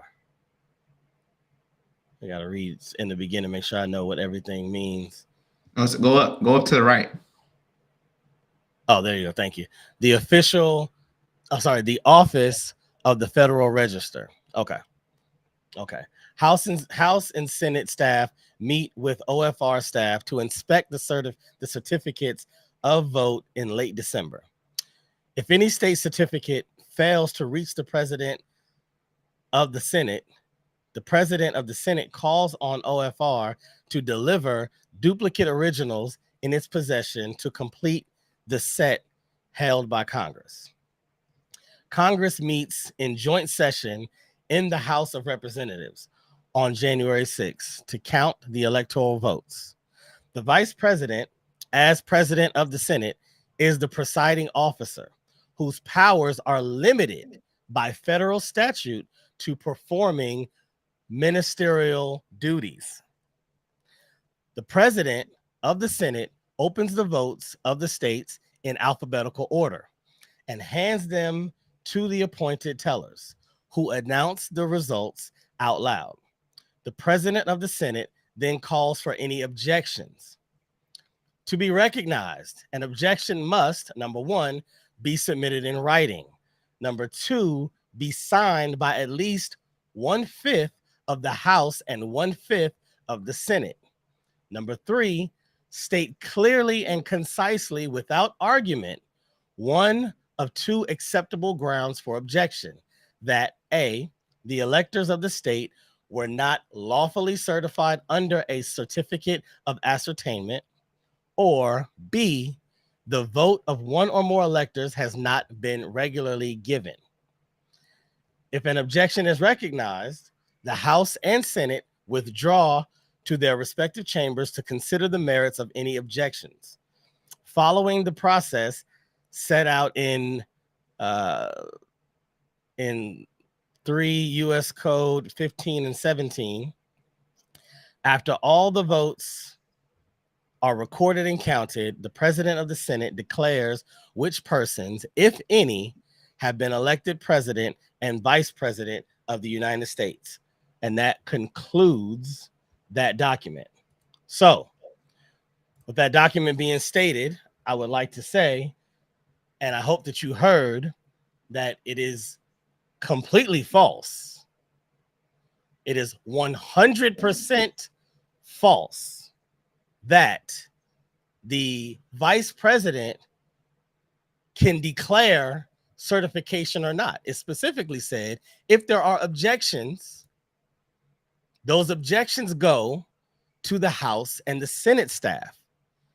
It does not say anything about the president of the Senate having control over those duties. And it specifically said that he was performing ministerial duties, basically from limited powers, which is kind of what I said, not really knowing. I definitely didn't know, but I was saying, I wonder if it's more ceremonial, and that's kind of what they're alluding to. So what do you say about that document? I say that, what does declare mean? If you're declaring something, are you responsible? Are you putting a stamp on it? If it's on you to declare it, can't you not declare it? Or you have to? So if that's the case, what's the reason he's there? You're reaching. So let's just stay with what it actually says. I'm reaching. That's what I got from it. Your response is, what does it mean to declare? How is that? I don't understand how that's to limited powers and a ministerial duty of stamping. And if there are any objections that are valid that meet this criteria, it is dealt with by the House and Senate, not by the president of the Senate. And you're saying, what does declare mean? I'm trying to understand the. In the process, there were 3 senates who said, I don't agree with this. Okay. It's on him to say, all right, I'm not stamping that. I'm not declaring it. There's an issue on the board. These people need a investigation. But that's not, we just read it. That's not what it says. So basically you're telling me you have the rules and regulations better than the National Archives, because I'm saying that's just what it says, bro. I'm not arguing an opinion. I'm not telling you what I think of. I'm just telling that's the information. And you're saying, yeah, but he still could. But it's saying what happens if there's an objection. I mean, it says it. So what happened in the past was null and void. Like, that didn't happen. When a vice president said there needs to be an investigation, I'm not going to declare until there's an investigation. He put a hold on the election and said, I'm not going to declare it unless this is investigated. So what happened in the past does not matter. It just didn't happen. I'm not saying that at all. I'm saying that I don't know the election that you speak of. I asked you which one. You said you don't remember. So right now we don't have that in front of us to go over it and see. So I don't know. Maybe there were more states. Like you said, there has to be a certain number. Maybe the objections were all submitted in writing in that situation. Maybe they were all signed by 1/5 of the House and 1/5 of the Senate. And so that's what he had to do. I don't know. I can't speak to that. I can only speak to what we're talking about here. And what we're talking about here, that didn't happen. So I'm not saying it doesn't matter by far. I'm not saying that. Yeah.